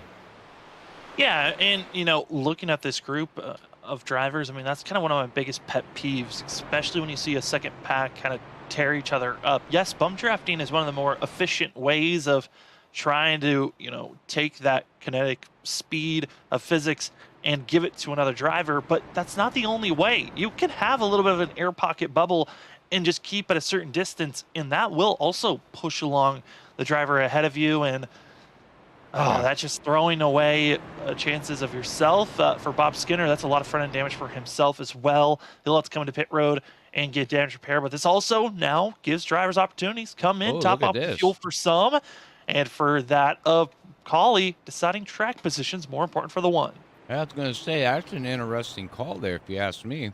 Everybody's going down pit road, and Cawley's staying out. You think that's a good call? I mean, why is everybody pitting? They just pitted. Well, they're coming in to top off on fuel, the majority of these drivers. Some might be coming in for damage repair, but the Right. main reason for fuel is because we're closing in closer and closer to the limit for these drivers on fuel. I believe it's around 35 laps that these drivers can go on fuel, so they're certainly going to be inching closer and closer to that as we're coming up to lap 60. So you want to make sure you've got the most fuel possible, then try to save fuel by staying in the draft. True. So there's a lot of different, goals in mind if you're going to be trying these strategies out. That's very interesting. Well, we'll have to see how this all plays out then, Ron. I mean, only time will tell as we're on lap 59 of 100. And we'll have to see what Cawley does here. Does he stay out? I would imagine he's not going to go back and put himself into the back of the field now, because that's definitely something you don't want to do. So we'll have to see how that plays out. But why is Zach Hall now up in the lead? Zach Hall going to be up in the lead because he's trying to do a fuel saving strategy. That's to get by the leader, and then you put the car in clutch and you just let the car coast. See what Now, he's doing. You're trying your best to try to build up that momentum so you're not using consistent fuel moving forward, but you do have to be careful because if you do that strategy wrong, you actually can use up more fuel than trying to save. So Zach Hall, he's tried this multiple times before, so I'm not surprised that he's trying to save fuel once again, especially for all those that just came in to top off. Well, that too, he has to keep that vehicle up to speed too, correct, Sam? I mean, eventually iRacing might black flag him or something like that for passing. So you got to be careful with that too. Yeah, if you let other drivers go by, it actually can penalize the other drivers for them passing you, which then you'd have to clear those, potentially could be flagging yourself. So drivers do have to be careful of these strategy calls, but the lights are still on. Technically, these drivers should be still in line, but because they know traditionally where they're going to be placed on track, they're just staying in the lanes that they're going to be in once we get the one to go indication, which we should be getting here as they cross the line. Well, hopefully we get one to go. So, well, with that being said, how's everybody doing out there? If you go back and watch this replay, we do much appreciate it that you made it this far here at Freaky Fast Broadcasting with WSSR every Saturday night, iRacingiFlag, as a proud title sponsor. So congratulations on that. But we do much appreciate everybody coming out and watching us here and supporting the channel. And if you're enjoying what you're seeing, you can hit that like button, you can hit that share button, and you can also hit that bell notification button, as we do got a lot of stuff coming up here at Freaky Fast Broadcasting. In the next couple weeks, we will be live 6 out of 7 days. So you won't miss any action, as we're going to have truck racing in the playoffs. We got some super late models. We got next gen coming for the next couple nights here. We got Thursday night next gen. We also, Sam, we got Saturday night as WSSR with the next gen. We also got Joe Six-Pack Racing with the next gen. So we got a lot of action going on here very shortly, in the next coming weeks here, where we'll be live every night. So, man, there's just a lot going on right now here at in the office of Freaky Fast. Yeah, I mean, you talked about the Joe Six-Pack Racing League Next Gen Cup cars. That's next week. I mean, not next week. That's tomorrow, excuse me. That's going to be their first race of the season at Daytona, so that's going to be a good one to be seen. We've also got playoff racing action on that Monday. Talladega going to be the transfer to see who's moving from the top 16 playoff drivers down to our Elite 8. That is going to be a wild Monday where we're going to be you're getting your preview of Talladega Racing here for that of the WSSR iRacingiFlag Cup Series. But that Monday race is going to be even more dangerous than it is here tonight. Oh, most definitely. I mean, you're going from 16 drivers down to 12. You got drivers that need to win to make it to the next round. I mean, Monday night is going to be very interesting with the NISCC Truck Series. So make sure you check that out at 8:50 Eastern here on Freaky Fast Broadcasting. But the pace car is ducking in here on lap 60 of 100, and we're going to get ready to go back green here, Sam. Got a 40 laps to go once they cross the line. It's Brandon Colley, Zach Hall going to be your front two. Colley decided not to come into pit road, and if anything, that's an indication the one expecting another yellow to strike, so then everyone will be back on the same pit cycle, or at least good on fuel to make it to the end. But here we go. It's on side by sides the teammates, which an interesting call not to just get each other in line, and almost contact between Hall and Colley there. Yeah, almost contact, but look, Colley's going to keep it low as Steven Stempion's going to duck up to the high side. He's going to try to latch on the back of Kyle Rochelle in that number 5 machine as the low line's going to get together. Nope. Steven Stempion says, I got a momentum and I'm going to push and I'm going to go. And he's got Alex Light. He is going to clear Kyle Rochelle, but Alex Light is not going to clear Kyle Rochelle, unfortunately.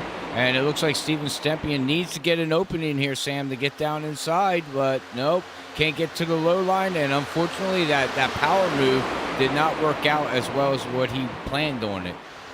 Yeah, make the pass at what cost? As you see there, going to be issues, and speaking of issues, coming into pit road is going to be Brad Delph. Looks penalized on, and going to be getting a black flag, so the 14 going to come into his pit box, get a holding penalty, then get back out on track for himself. Not the way Delph wanted this race to go, especially under green flag conditions. The 14 is potentially going to be going a lap down, joining that of Bob Skinner, Christopher Norris, that both are a lap down for themselves. Brian Johnson want to get an update, back out on track, but it's 6 laps down for the 28. As this group that we're watching currently, all going to be our drivers that are up inside of our top, that of 17 in this group, with Brian Johnson attached to the end. But Robert, this group right now, still a lot of racing, and potentially still one more pit stop to go. Yeah, potentially, yeah. I think they're going to have to make one more pit stop. Even with the guys that came down, I don't know if they're going to, they might be a lap or two short, Sam. I mean, only time's going to tell. You said around 35 laps, so we had 40 laps to go. I don't know. I have to see if they can save it or not, but there is some drivers that did not pit are going to have to pit, as we're riding along with Tyler Dingler here in the number 19 machine, down 7 positions. Now he's going to go to the high side, and he's going to look to go past Danny Cochran down on the low side there. And he's trying to catch a draft, and you can see, and you can listen really closely, ladies and gentlemen. He's on the gas, off the gas, on the gas, off the gas. So he's really playing with that throttle right now there, Sam. The only drivers that are keeping themselves full throttle all the way through this course, it's our drivers that are leading whatever lane they're in. So Zach Hall and Vincent, that of Kyle Rochelle, are full throttle at all times. And then the second car in line can periodically be full throttle throughout the whole entire course if they're trying to bump draft throughout the whole entire lap. Otherwise, you're going anywhere from full throttle to 3/4 if you're second car in line. Third car and back, you're always at 3/4 to a half, or even completely off the throttle at times, so you're not running each other over, because if you give one wrong bump to somebody that's not lined up with the driver in front of them or the driver in front of them, you could be causing the big one with one just a little bit of an unadvised hit. You see Christopher Norris riding on that outer lane and going another lap down.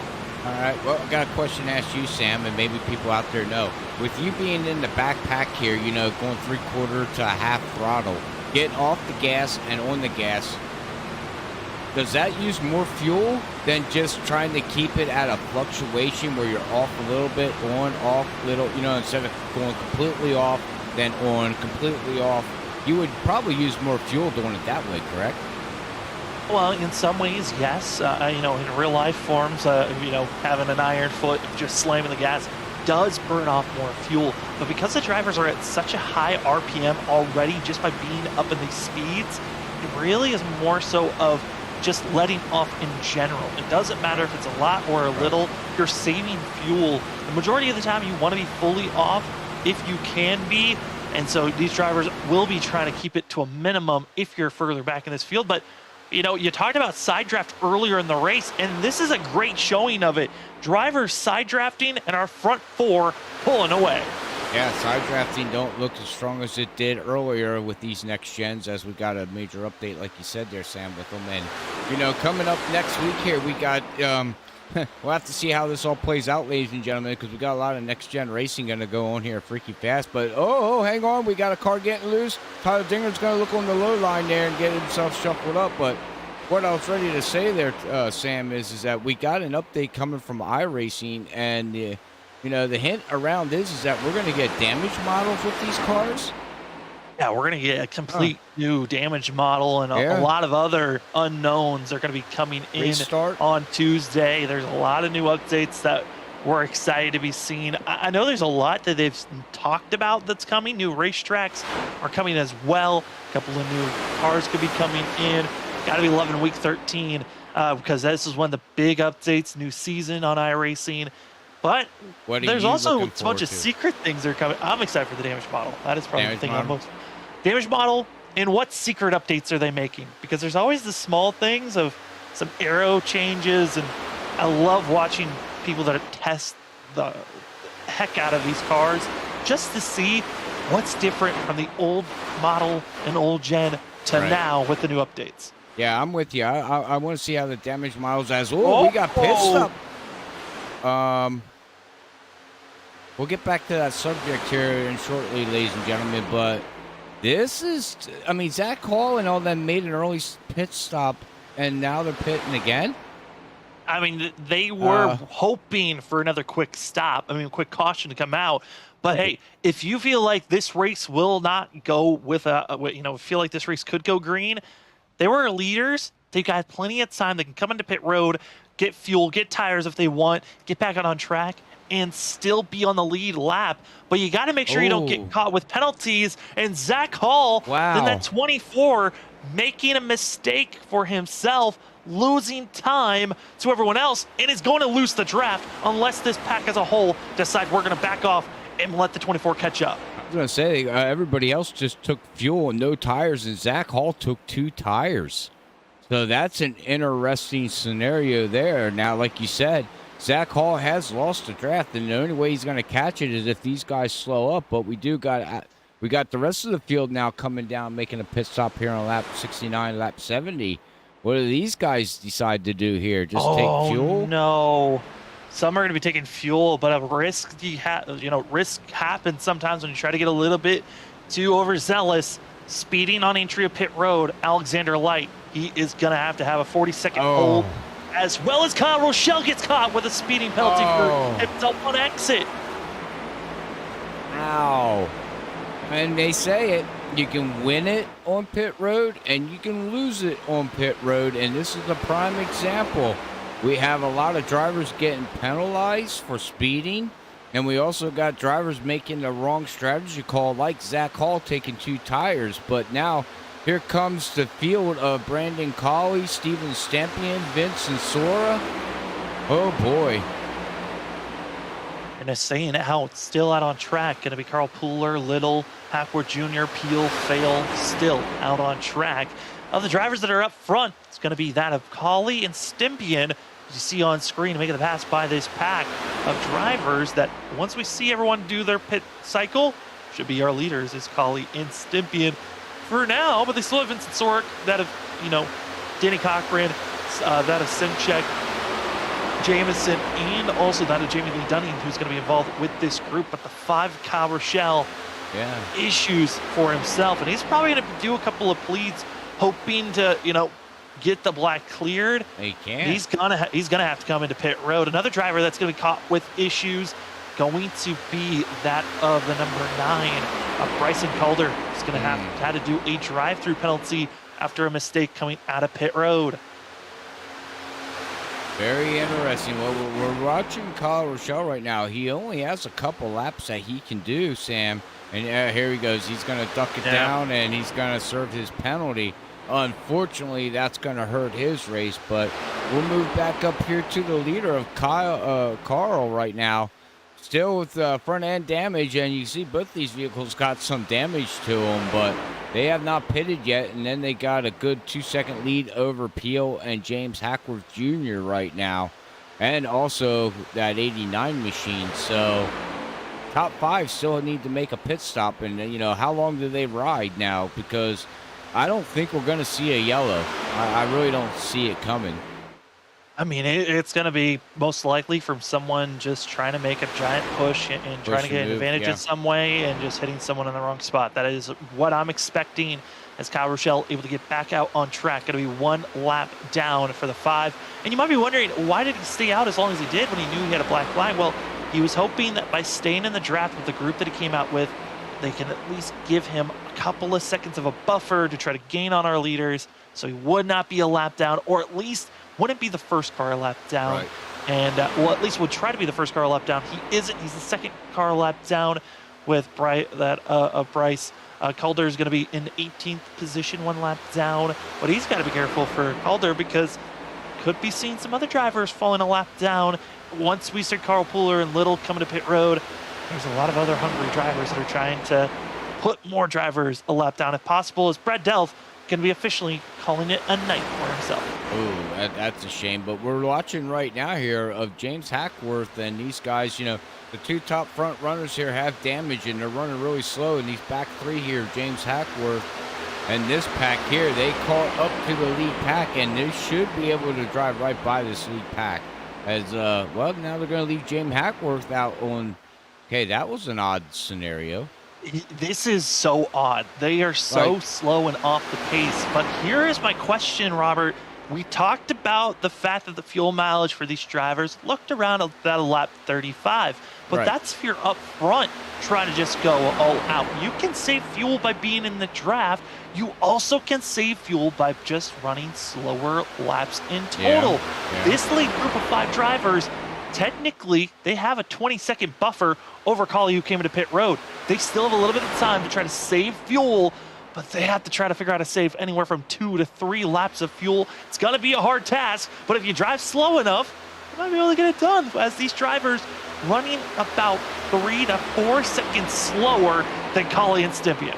Yeah, and with 25 laps to go, with that scenario, I mean, then they're just doing track position. You know, they're going to try to save the fuel and do track position because they're not going to be able to stay up front here as, you know, being 3 to 4 seconds slower than, you know, Stympian and all these guys here. They're going to mow them down here very, very fast.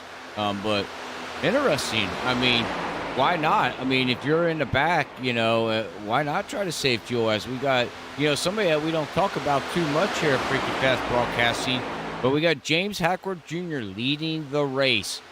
Ain't that something?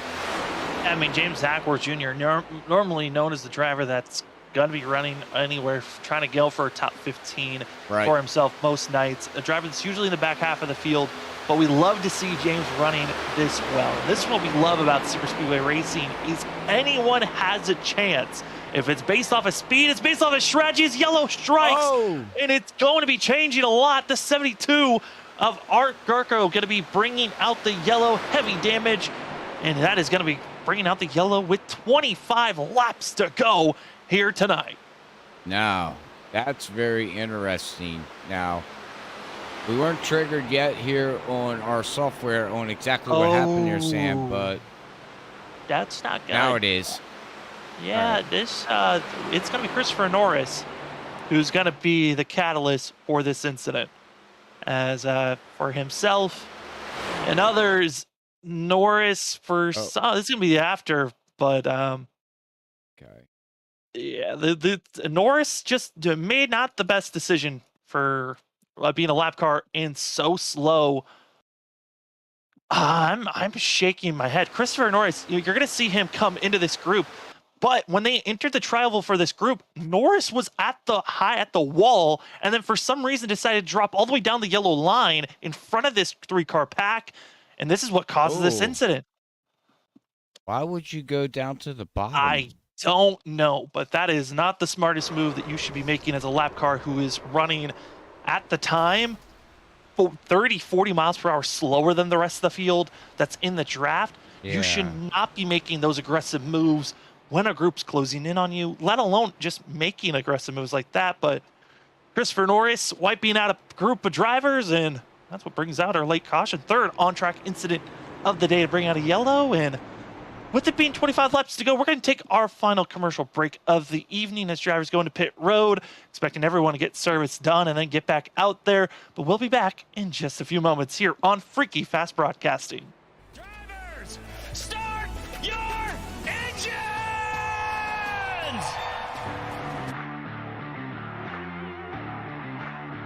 4, 3, 2, 1, green screen.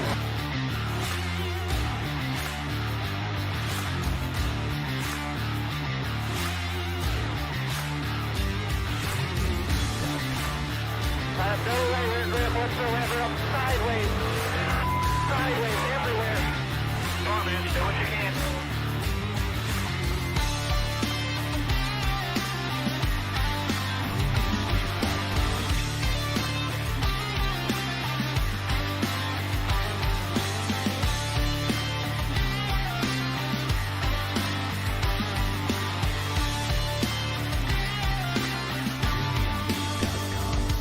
The vibration in this car is the worst vibration that I've ever had, and the shifter's broken again.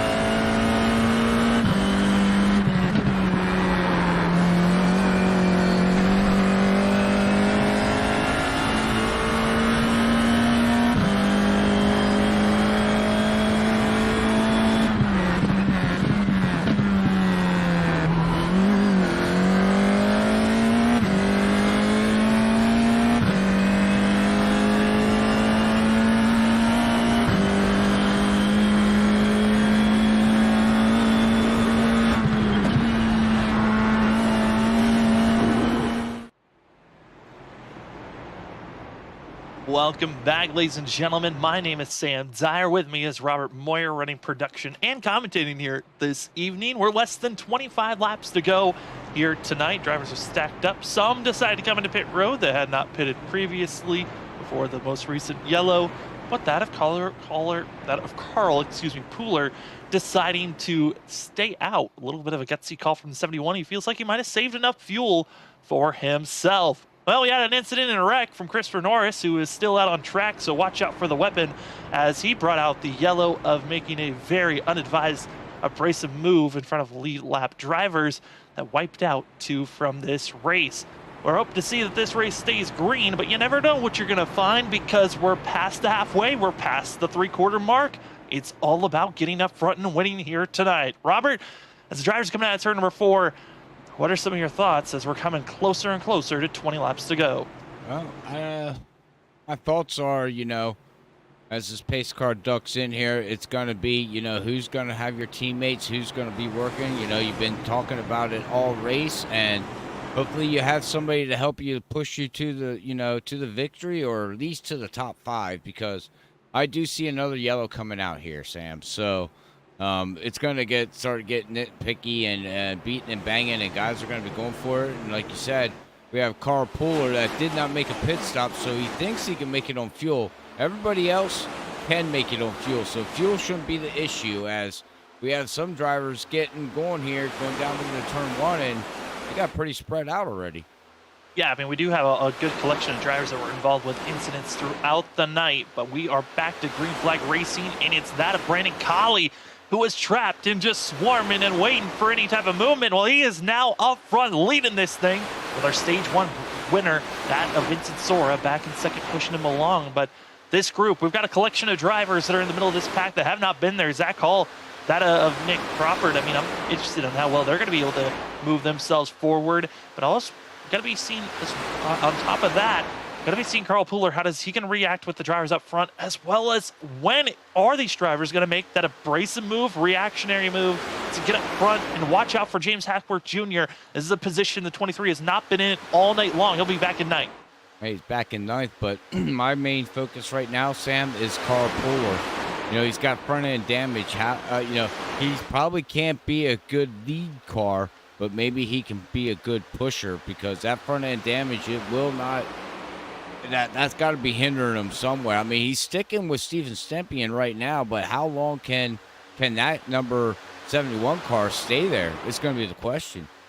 Yeah, I mean, the big thing with the draft is, yes, you might have front end damage, but as long as you're hooked up right behind another driver, the wind will actually go over the car and actually won't be influenced by that front end damage. As long as you are still at full power, you should be all right for the 71. It's when he tries to make a move to the outside and doesn't have any, car in front of him to break the wind for the 71 in his system, that's when he'll be in some major trouble. So if anything, Carl Pooler might have to just stay in line, and he is the 4th car in line on the inside. Stay there, hope to see some movement from the drivers in front of you, and you can try to steal a couple of positions here or there.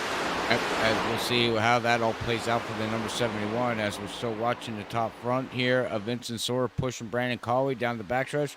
You got Tom on the high side there with Danny Cochran pushing him on the high side. That top line with 81 laps of 100 in the books here, they're trying to push him.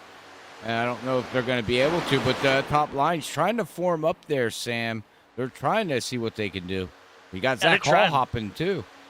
I mean, there's some strong drivers up there. You got Tom Sinchek and Cochran. I mean, that Rich Jamison's also been quick at times, and he would like a note on Zach Hall. And Zach's been the strongest, I would say, pusher. He's been the most consistent, smooth driver when he's trying to give assistance to the driver in front of him. So if Zach could be a pusher to have, I'm wondering which driver he's going to trust that can lead and hold a straight line. And if anything, I would imagine the 24 wants to get hooked up with Tom Sinchek. Well, that Tom Simchek, or get there with Steven Stempien. As Stempien right now is running in 3rd position.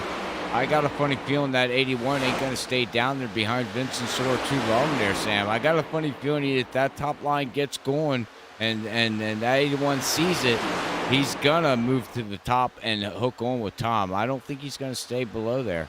I really don't. No, I mean, it's really risky. I mean, it's a risky call right now, but at the same time, if you're going to see Vincent Sora make a move, I think for that Sinchek, he'll have to go with the teammate orders and just follow Colley, if anything else, because you've got to trust and help in the teammate. If you try to make a selfish move by yourself and not helping the teammate out, you're just going to be hurting yourself and the other driver. So got to be careful. But that outside lane, we talked about it. They're now making some moves. They're slowly chipping away, and here comes Tom Sinchek on the outside.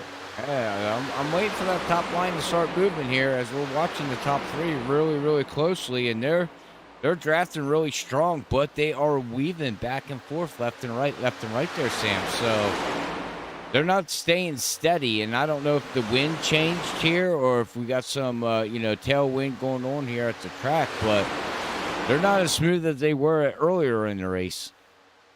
And I think that could be just the fact of the drivers that are in line with one another. They're just not feeling comfortable as, oh boy, James Hackworth Jr. saw a little bit of movement from the driver behind him of little and said, you know what, I'm going to follow that. And instead, he'll be the only driver up there. But here comes Tom Sinchek in the 8, who's going to be attached to the 23's back bumper. Only 3 drivers in line. I don't think it's enough. But Hackworth Jr., with that utilization of his momentum, he's got to be careful, hold this line, and that is just not looking like James really feels comfortable as a lead driver. He's weaving just a little bit too much, and that's costing speed for that outer lane. Yeah, the outer lane is not getting what they need to. Apologize. Stupid beeping phone. But anyways, yeah, I mean, We'll have to see. James doesn't, he wasn't up there like that too much all race though either. I mean, he was in the tail end of the pack, and now he's getting pushed. And I don't know, man. I think that top line's trying to form, Sam, with 85 laps to go. I just don't see it going anywhere. No, I'm not seeing it.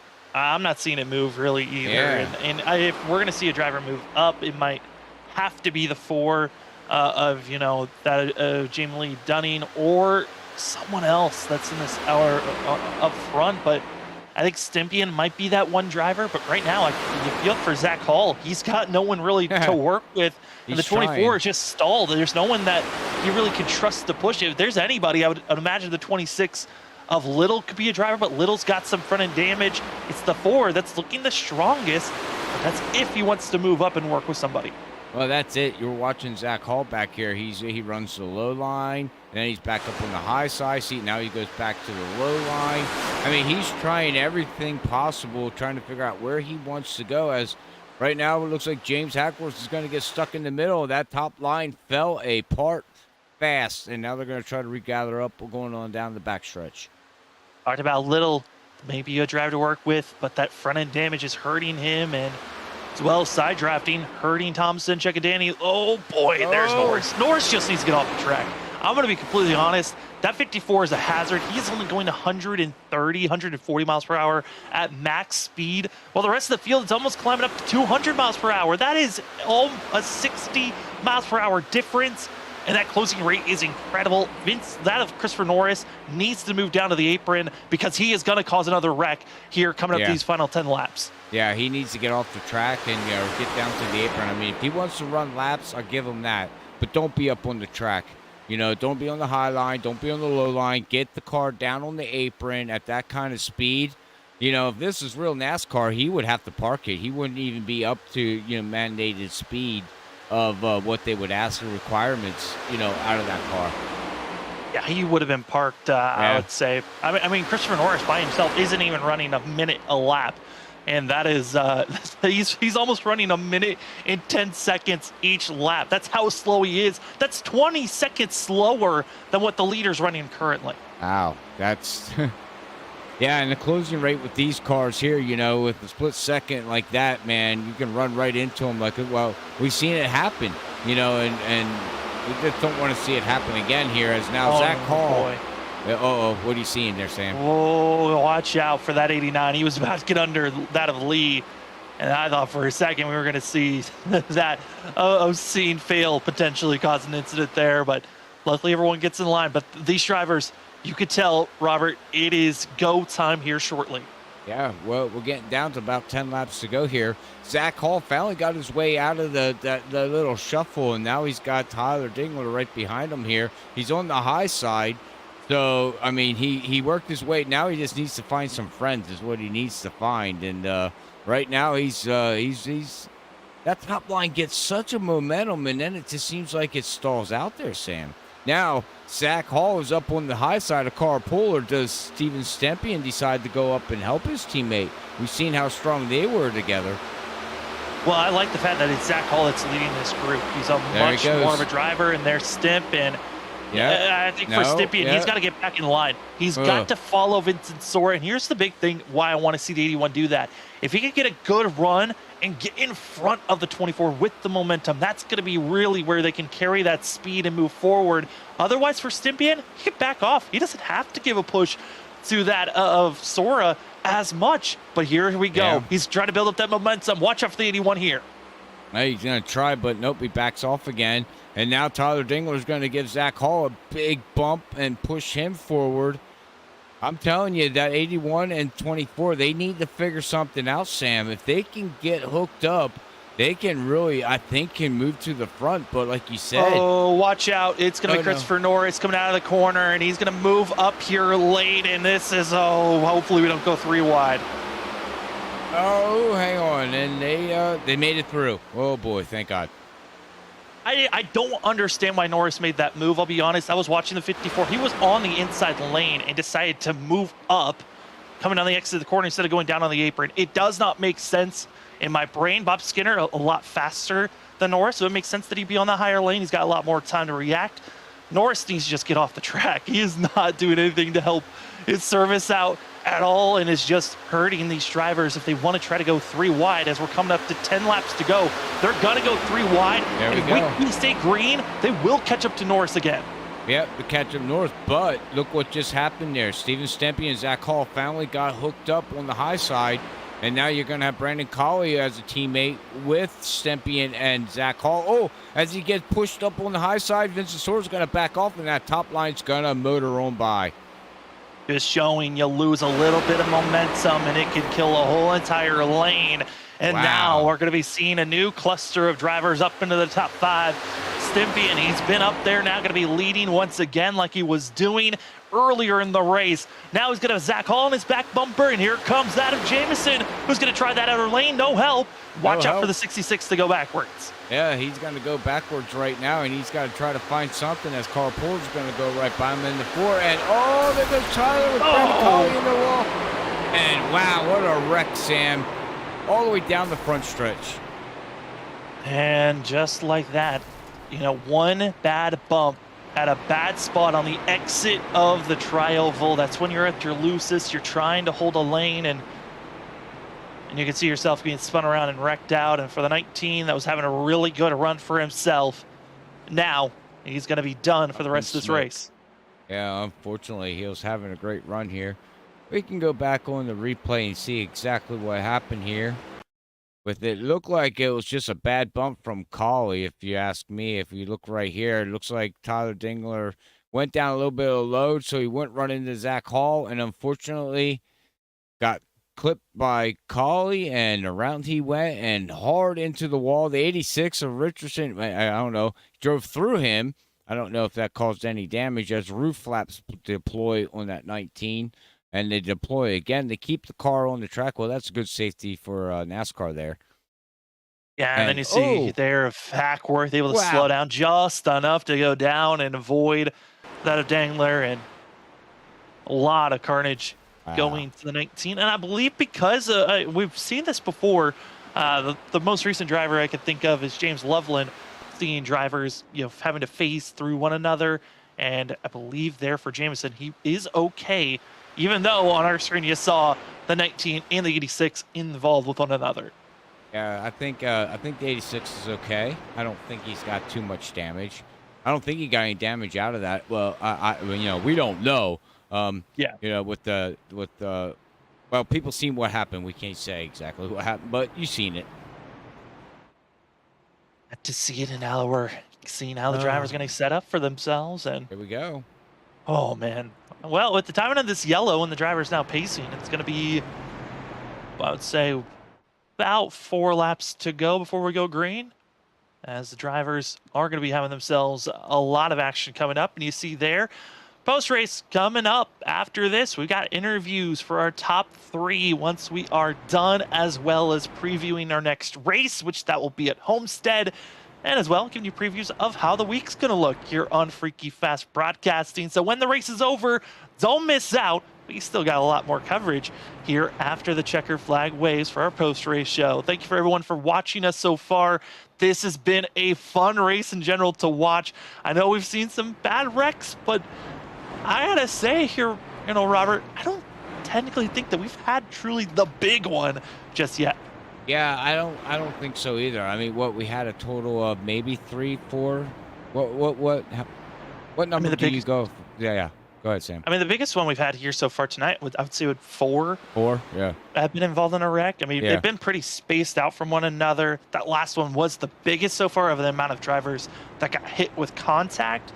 Yeah. But when you think of the big one, you think of anything from 6 to 12 or more drivers involved. And we still got a lot of race bull drivers. We've also got a lot of aggressive drivers still in this race. That's it. But at the same time, I think the one thing that always kind of, you know, irks me sometimes of this series is a lot of the drivers that are fast and they're going to be up front, they race too nice, Robert. They aren't willing to move each other around. Yeah. Come on, get your elbows out. Let's get more aggressive here. I was just ready to say, you know what? Come on, guys. Just hit each other. Beat and bang. Let's see some action. Get mad at each other.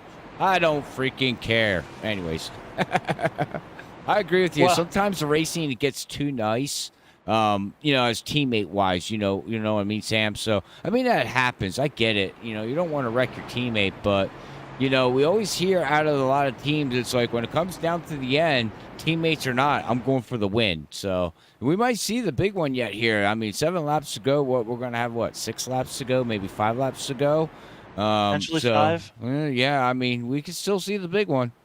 That we certainly can, as Mm-hmm. drivers are getting set and the drivers are pacing and rumbling. We'll do, a quick, we'll let you just, if you've got your butt kicker, we'll let this pacing lap rumble for a bit as we rest our voice because it's going to get loud. We're going to have to get some water, rehydrate. We'll be back in just right when we are about to go green. But if you got your game or two from ButtKicker, hey, get it cranked up. Feel the rumblings of the drivers pacing here as we're about to go green. All right, well, we're going to get ready to go green here. We'll crank it up when we go green. Let's ride along with, let's see here. Let's pick somebody. Let's go with Collie. And we'll ride along with him in the cockpit, ladies and gentlemen. And also get different sights and sounds and everything, like Sam said.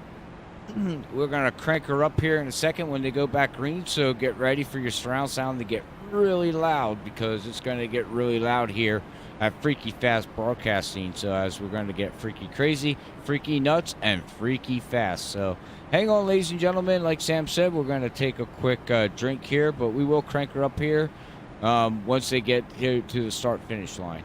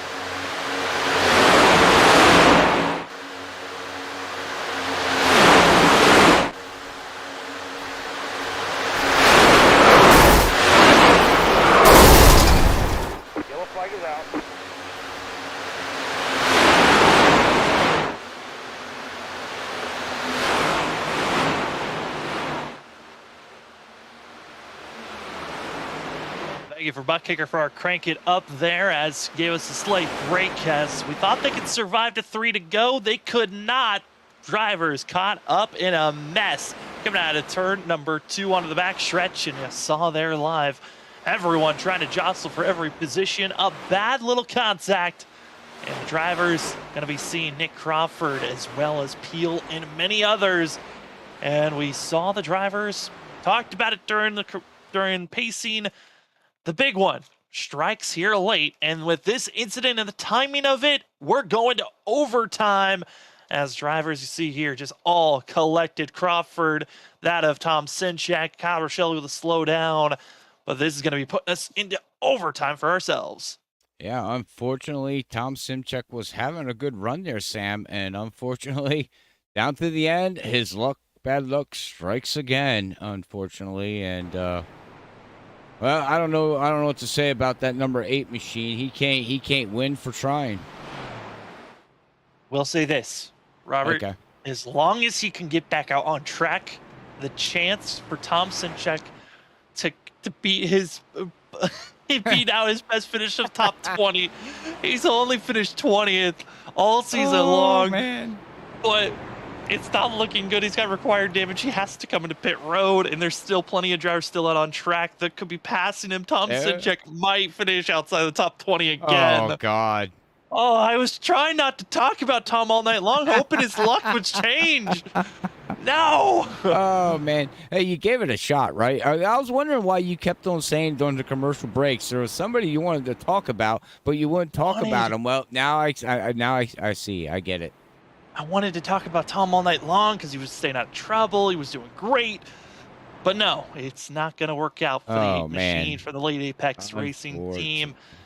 And this now puts us into overtime, ladies and gentlemen. We've got 3 attempts if needed. The rules are if we go green, when we go green, we've got 2 laps. If we get around 1 lap and get the white flag, that race is official. It's all about crossing the line. Whoever crosses the line next wins the race. But if we are not able to complete that first lap, we get a yellow flag, we go into attempt number 2. If that same scenario happens where we get the yellow before we get the white flag, we go into attempt number 3, and then attempt number 3, if the race can finish under yellow or under green, it's up to the drivers at that point. But we hope that it finishes under green under this first attempt for the majority of these drivers. But Robert, it's now on, and with the amount of drivers that had to come to pit road, I'd say we're down to maybe 11 drivers that are in raceable condition for a win, if maybe just 10. But it's looking like Steven Stimpion's in a good place for himself, and everyone's eyes are going to be looming on our Stage 1 winner, Vincent Sora. He's back in 6th place for that 15. He's back there. Well, we'll see what happens here. He's back in 6th position, like you said, so we'll have to see what how this all plays out for him. But now the question comes with 3 to go. Does Zach Hall and Steven Stempion play nice, Sam? Do they work together? I mean, they work together the whole race. Now, what's it come down to? Because you know both of them are chomping at the bits that they both want to win this race.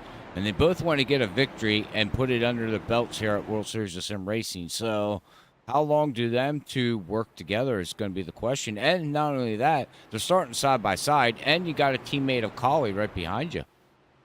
Yeah, I mean, if we're looking at, points-wise, and if you're going to go for a championship run, both Zach Hall and Steven Stempion, because this is the marking of the halfway of this season, only 8 races in total, and it's all about who has the most points. I mean, Stempion's 4th in points, but he's 56 points off of Vincent Sora, and with the fact that Vincent Sora got the most bonus points possible here this evening, the 15, all he needs to do is just finish in the top about 4, and he'll equal out with anyone, and it doesn't matter where everyone else finishes for themselves. So it's kind of a rough catch-22 that the drivers are in, but Zach Hall is 2nd in points, only 32 points out. So I would imagine if you're basing it off of, hey, let's beat Vincent Sora, you might want to give it to Zach Hall if you're thinking about team orders wise, right.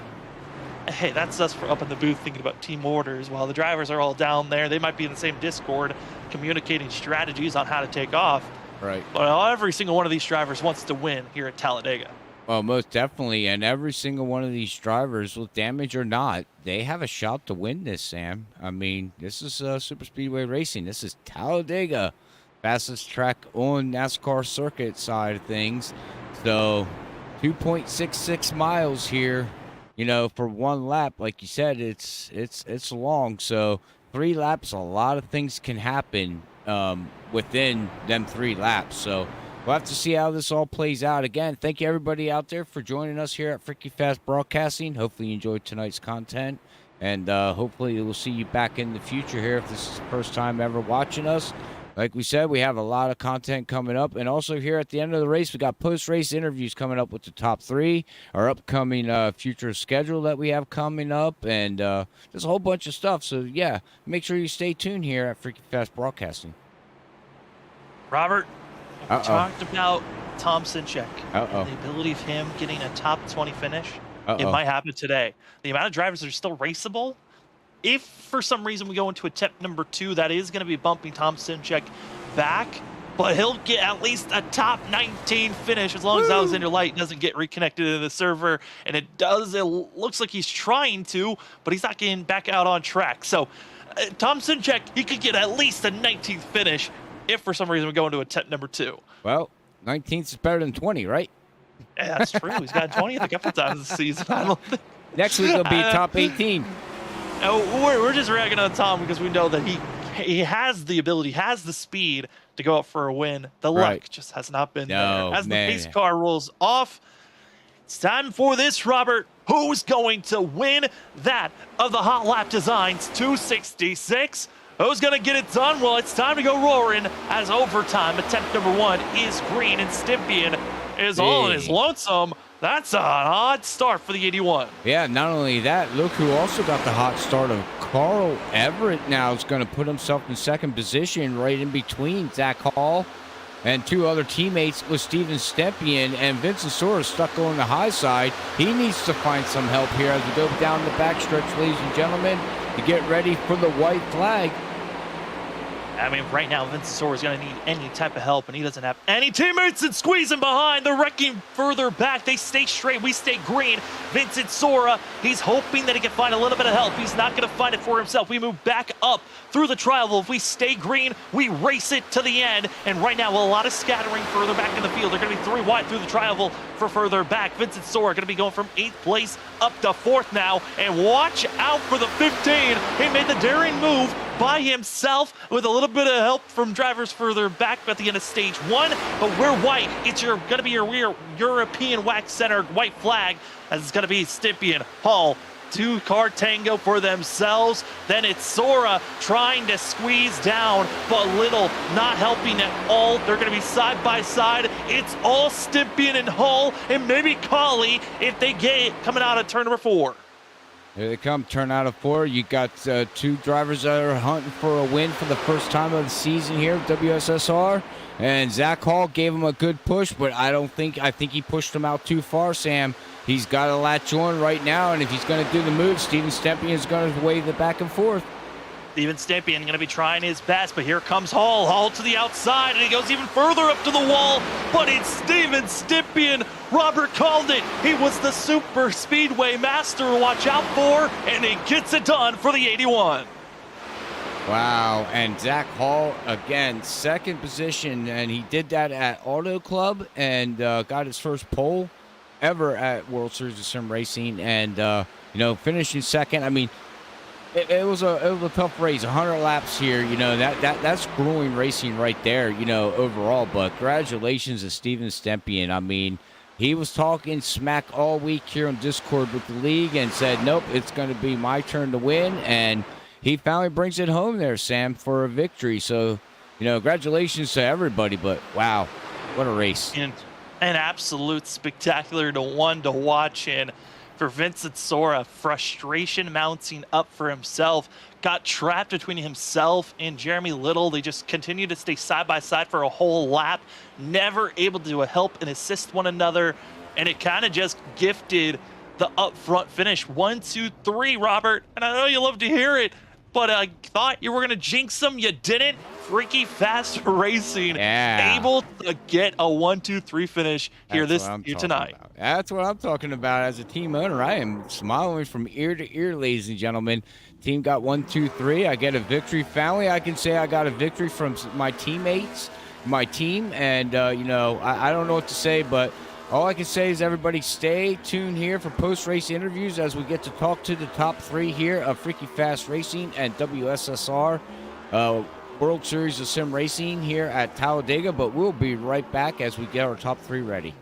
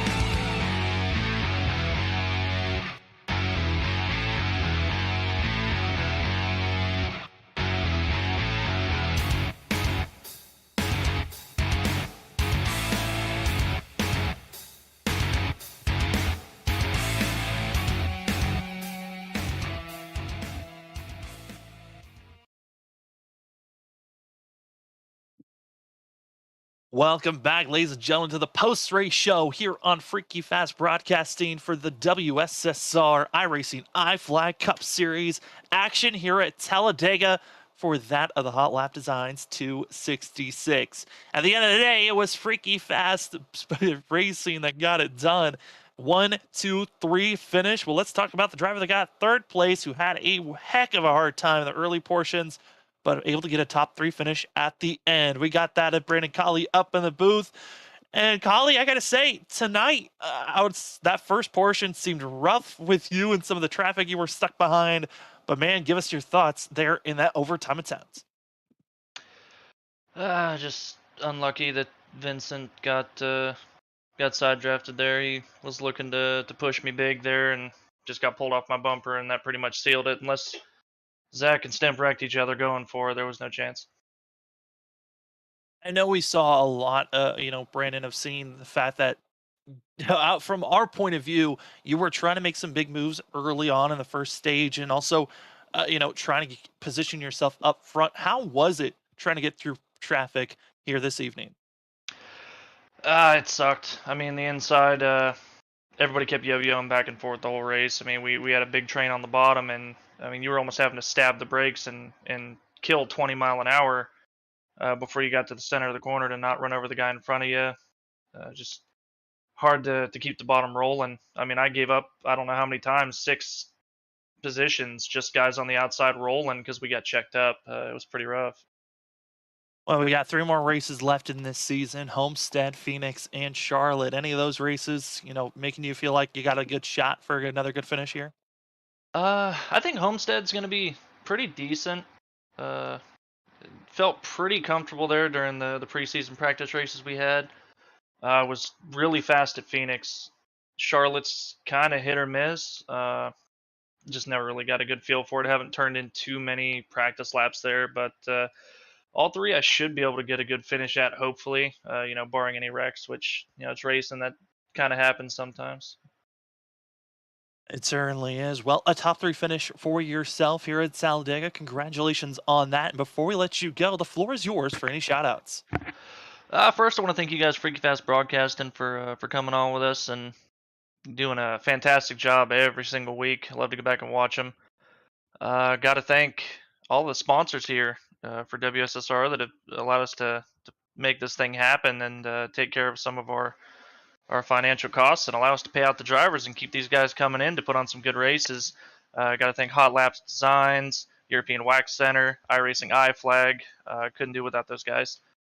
Also got to thank my teammates. Unfortunately, I couldn't get the better of them tonight. Looked pretty good, about 15 to go, but things changed in a hurry. But it's a good 1-2-3 for Freaky Fast Racing. That it certainly is. Congratulations, Brandon, on a top 3 finish for yourself, and good luck going into Homestead next week. All right, thanks, Sam. As now we head to second place, the second of the 3 of the Freaky Fast Racing crew. You got that as Stevens, we got this as Zach Hall, who's going to be in here. Going to be one of those drivers that's really just hoping to get a win at some point, but has to come up second fiddle once again here tonight. Zach, second place, but it seemed like you seemed pretty content in that position. Yeah, I was pretty content there, but I was tried to make something happen there at the end. The goal was kind of to push Steven as far out as possible, and then coming off 4, I was going to try something, but I personally dragged a little too much brake. I kind of overestimated how much draft and pull I'd get back up to him, and as soon as we came off of 4, I saw how much he was pulling away. I was like, the draft's probably not going to start to work again until right before the travel, in which it did, and it just wasn't enough time, and he was covering it off anyways because the run wasn't that big. So good job on him. It's a 1-2-3 for the team also. Unfortunately, Cedric can't race because he's at the 24 Hours of Le Mans right now doing a 5-run stint for us right now. So thank you to him. So we're happy we could put a 1-2-3 for the team here after Talladega, because that's what Talladega is about, man. Team racing. It certainly is, and we saw a lot of that here tonight, but it took a lot for you to finally get up front back with the team. At one moment, it seemed like you could not find a way to get up front. How was it, though, for yourself trying to get through traffic? Yeah, I dropped back a few times tonight, at least 2 or 3 after starting really up front there, and made a mistake on pit road. We were all coming down together. We made the really late audible call to come down as soon as we could make it on fuel. And I accidentally had my tires still checked, so I accidentally took 2 tires, and me and Nick Crawford lost the draft there. So fortunately, that caution comes out, brings us back, and from there, I just came down, took tires, and reset, and was like, all right, I'm gonna have to drive my way back up there. Luckily, somehow got to the outside line, started side drafting. That was probably the most crucial thing. If you were gonna make this outside work, you had to side draft that bottom and slow it down, because once you got side by side, man, these things just they stop. So it was definitely a game of that, and luckily made my way right back up there, and man, I'm pretty happy with second. You can't complain with Talladega after that, and especially a 1-2-3 for the team. You really can't, but this also helps a little bit. You finished ahead of that of Sora here, even with Sora having the better bonus points at the stage. How are you feeling like you're going to be able to do these next 3 races to try to cut it down and potentially try to steal this championship away from Vincent Sora? It's gonna be very tough. I'm gonna need some bad luck from him personally. He's gonna have to go into Homestead, Phoenix, or Charlotte and royally mess up, which I don't expect from the kid. He's pretty bulletproof when it comes to racing. He does not make mistakes. So man, it's gonna be tough. I think I still got a shot. I definitely gained something, like you said here tonight, but that stage, him getting the stage win again, and letting him lead those laps there, I was definitely itching to get by him, because I know it's slipping away every lap here in this championship, and it's tough. So yeah, I think these 3 races, I got a shot still. I think I'm definitely gonna be the closest driver to him, but man, it's still a long shot at that. So we'll see how we can do the next 3 weeks, and hey, maybe just close out the season with a bang. We hope to see that up in the booth. That would be incredible for us as well. Well, Zach, before we let you go, the floor is yours for any shout-outs. Well, first off, shout out to you guys up in the booth, Sam and Robert. You guys are amazing. What y'all do here on Saturday nights. Thank y'all for calling our races here at WSSR. It's a pleasure to go out there and race in front of y'all and let y'all commentate it. And then also shout out to all the drivers who showed up tonight and raced out there. It was some good racing, actually. Not the biggest field I expected for Talladega. Kind of surprised by that, but we'll see if we can get those numbers back up, because I definitely want to see the numbers go up for sure and have more drivers out there. So, but thank you to the guys that did show up tonight. And then last but not least, shout out to my teammates, man. Steven and Brandon worked well all tonight together, and man, it really played out. Me and Steven talked about before this race a 1-2 finish between us, and he was going to push me to the win, but it worked out. We'll do it the reverse way. I'm happy enough to push him to the win. And honestly, it was a great win for the team in general. 1, 2, 3. Congratulations on that, Zach, and good luck going into Homestead next week. Thanks, guys. As we go from second place, we go to victory lane, where we have that of the 81 as Steven Stimpy and Robert kept on calling it a drive to really watch out for from the start of the broadcast. And at the end of the day, it was this 81 going to victory lane. Steven, congratulations on your win. And how you feeling after this one? I'm feeling really good. I'll tell you, Robin knows how to call him, huh? You know, he's called a couple of these right, and I'm kind of getting irritated when I try to call these for drivers. It doesn't always work out for myself. But Steven, tonight though, we saw the teamwork come out 1, 2, 3 by the team. How was it on your end though? We saw, a lot of different drivers having to carve their way up through the field, but it seemed like you always found yourself up front. How was that trying to fend off everyone else behind you? Um, I was right where I want to be. I like being up front here. Personally, I like to push most of the race. I feel like I'm a good pusher, and I can keep the person in front of me out in the lead, even when the high line's got stuff going on. So that's the aim. A lot of people like to stay in the back and ride it out, but I feel like you gotta be in the front to avoid the mayhem, in my opinion. I mean, it's one of the best strategies is just be away from it. That's up front is. But Steven, you came in fourth in points. Tonight helps you close in on the gap on Vincent Sora. I asked the same question to Zach Hall. Do you feel like do you feel the pressure of I need to be perfect these next 3 races, or is it just take one race at a time and see what happens going for that championship? No pressure. I think it's just one race at a time and see what happens. Short season, build some momentum for next season. I feel like I've had a pretty good car the last couple of weeks. I just haven't had the finishes. I guess the start of the season really killed me, getting involved in a wreck early in that race. But I'm just riding it out and having fun. That's what it's all about. Feels good to get a win at Dega. 2 for 2 with this Dale Jr. This is a 20th anniversary throwback to his back-to-back wins. So I'm 2 for 2 this year with this scheme at Dega. So I'm pretty happy about that. We'll see if we can keep that up in the future seasons. As Steven, another fabulous run for yourself. You get the win. Well, it's your time here, and the floor is yours for any shout-outs to those that got you here. Yeah, definitely. First win in this league, too. Pretty happy about that, to get my first win here in the league. And obviously, you guys for putting on the broadcast week in, week out. You guys always do a tremendous job at every broadcast you guys do. And my team owner, Robert, we got you one. We got you one, baby. 1, 2, 3. Yeah, baby. So pretty happy about that, man. Teamwork was key tonight. And like Zach was saying, I told him earlier this week, I was like, I'm going to push you, and we're going to get you a win.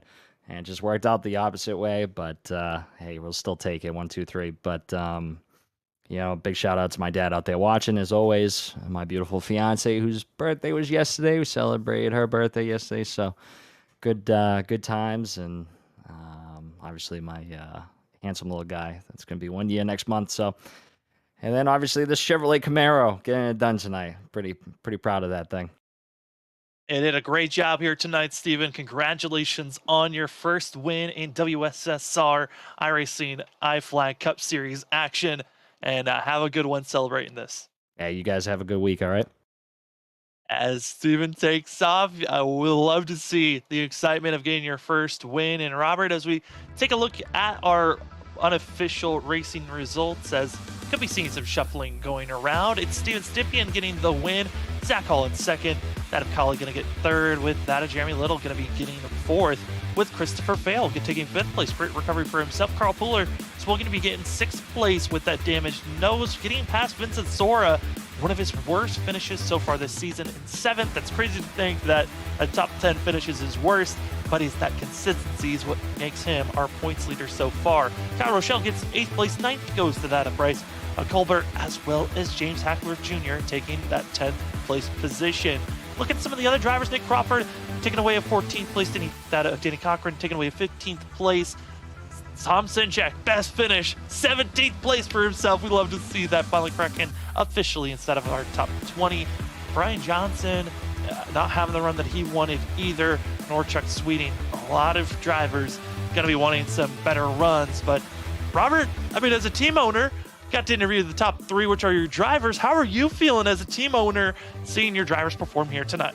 Oh, I'm happy. It was a long time coming. We have a powerhouse team here, and I can't wait to see them run, in other divisions and other leagues and everything. As we get those things situated, I think we'll get Robert in a second as the drivers are getting themselves cooled off for some, as there were a lot of aggressive moves that happened here tonight, but an amazing run for themselves. I was here. We got Robert back. He forgot to unmute himself. I forgot to unmute myself. Everybody did hear what I said earlier there. I do apologize, Sam. I was muted to you, but the broadcast heard me. I didn't want to talk to you, apparently. Yeah. Anyways, my bad. To answer your question, I can't wait to see these other guys, go out there in other leagues, eventually, and get the team out there. But as a team owner, I'm happy. We finally got a win. That's key. I've been waiting to get this win for a while, and getting a 1-2-3 finish. You can't be more happier than that, right? I mean, what more can you ask for? I mean, basically, we got the podium. So I can't ask for anything more. I mean, it's a 4-car team. We could have had, 1, 2, 3, 4. But, I'm happy, man. I would be happy too, and congratulations on that, as we're going to close things out tonight a little bit sooner than usual, but a lot of fun racing action still left this season. We got 3 more races to go: Homestead, Phoenix, and Charlotte, to see who's going to win this very fast season. Vincent Sora still our points leader at the end of the day. But on Freaky Fast Broadcasting side, hey, if you like the fact that we were seeing super speedway racing with the next gen cars, well, we got a brand new series hopping on board with us here at Freaky Fast Broadcasting. It's going to be Joe Sixpack Racing League Next Gen Cup Series, first race of season 5 for that league, and we're going to be giving you all the coverage here on Freaky Fast Broadcasting tomorrow. And then on Monday, more super speedway racing, but it's in the trucks. It's a cutoff race, playoff racing action for that of the NAISCC Race Car Graveyard Truck Series, where it's going to be from 16 drivers down to 8, and you've got to be perfect at the wild card race. Hey, if you're tired of super speedway racing, we get it. It's a lot, but it's entertaining at the end of the day. If you want constant entertainment, we got that of the MRRS Super Late Model Series, as they're going to be going to 5 flags, and that's going to be a fun one. Wednesday night short track racing action. And then if you're done with that cycle, we're right back here next week, Saturday, when we're going to be having our drivers at Homestead. Thank you for joining us here tonight. My name is Sam Dyer. With me was Robert Moyer. And here, all of us at Freaky Fast Broadcasting, have a great rest of your night, and we'll see you at the next one.